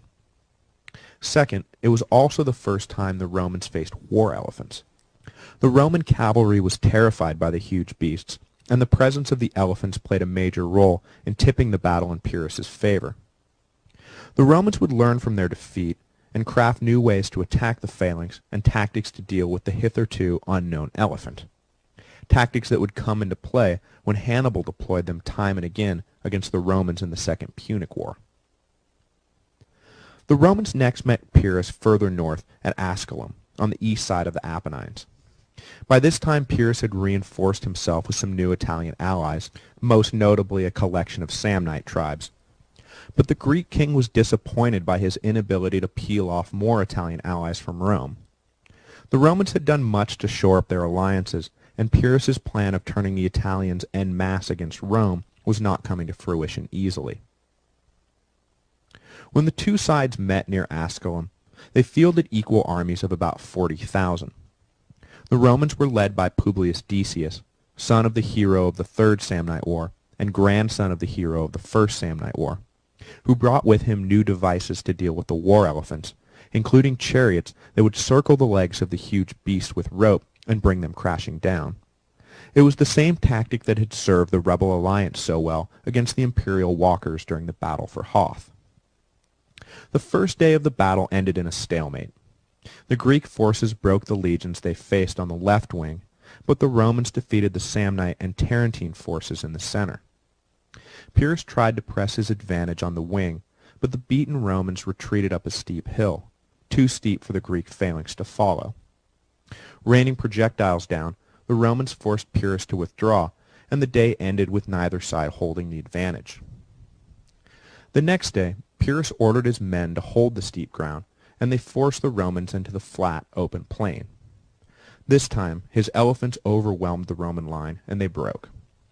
Pyrrhus had won again, but the battle had been costly, and many of his best officers had fallen. Congratulated on his triumph, Pyrrhus famously commented, "One more such victory, and we are undone," giving rise to the expression Pyrrhic victory to describe a costly success.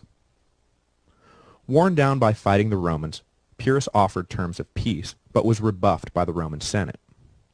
They were persuaded by the old, and by now truly blind, Appius Claudius, to deny any treaty with a foreign army while it remained on Italian soil. At this point, Pyrrhus was in quite a bind, for the Romans had just concluded a new treaty with the Carthaginians, and now the true great powers of the western Mediterranean would not be turned against one another. So Pyrrhus decided to move on from Italy. It had, after all, been his plan all along to use Italian bases as a springboard for the real prize, Sicily. He was allowing himself to get bogged down with preliminary and unnecessary fighting. He did not need the Italian bases, they just would have been nice. His ego-saving rationalizations thus complete, Pyrrhus left Italy and sailed for Sicily in 278 BC. At this point, Sicily was divided between the Carthaginians, who held the west, and the Greeks, who held the east. Upon hearing the news of Pyrrhus's imminent invasion, the Carthaginians laid siege to Syracuse, the most important Greek city on the island, and attempted to capture it before Pyrrhus arrived. But they were unsuccessful and were driven off when Pyrrhus landed. The Greek king claimed Syracuse as his own and led the grateful Greeks against the Carthaginians, who were pressed back until they held a single city on the west coast. The Carthaginians offered to relinquish claims to the rest of Sicily as long as they were allowed to hold the one port, but Pyrrhus, confident in final victory, refused the offer. But unable to dislodge the Carthaginians from their stronghold, he decided to attack the North African mother city directly. He ordered the Sicilians to raise an army and build him a fleet for the invasion. But the locals had by this time grown tired of Pyrrhus's dictatorial style and refused. The strength of his army sapped by the campaigns in Italy and Sicily, and his rearguard pressed hard by the Romans, Pyrrhus decided to return to the mainland lest he find himself trapped on the island by the Carthaginian fleet. He would consolidate his holdings in Italy and return to Sicily with a large enough army to drive out the Carthaginians once and for all.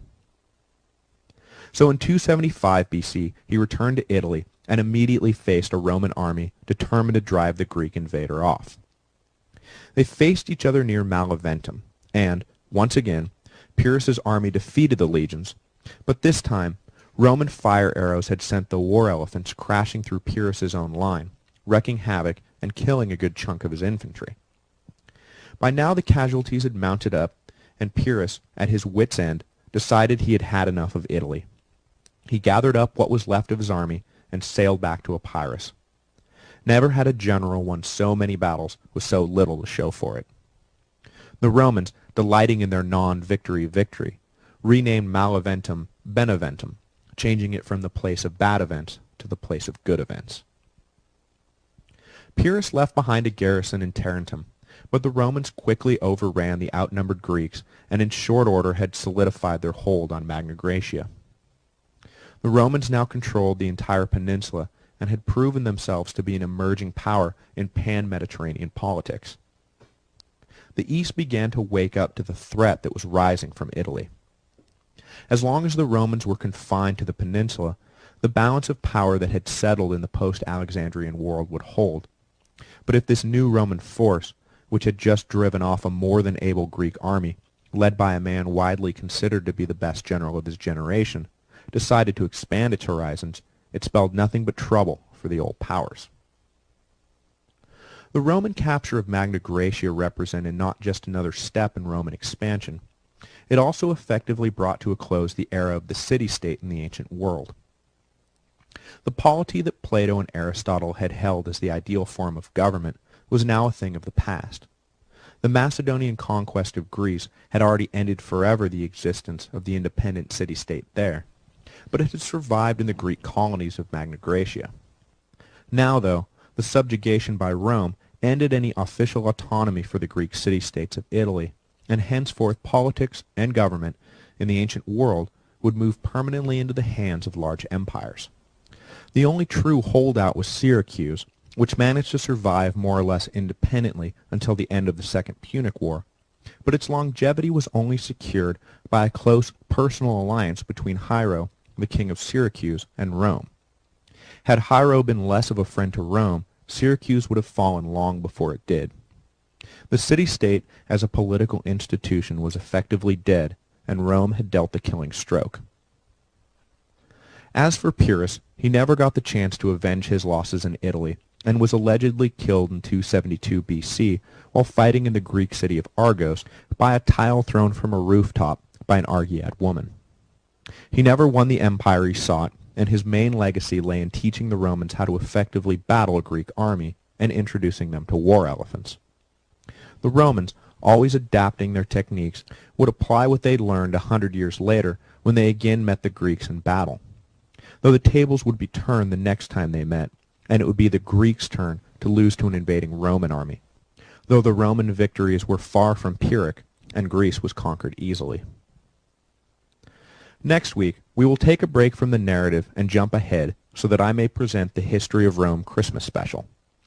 As Rome transitioned from pagan to Christian in the 300s AD, the Emperor Constantine introduced a number of edicts that ensured the success of the conversion, including the eventual choice of December the 25th as the birth date of Jesus. It is a fascinating and still relevant story, and I can't let the occasion pass without telling it. After that, we will be on hiatus for a week, but return after the new year fresh, recharged, and ready to pile headlong into the Punic Wars, the most important conflict in the long history of Rome.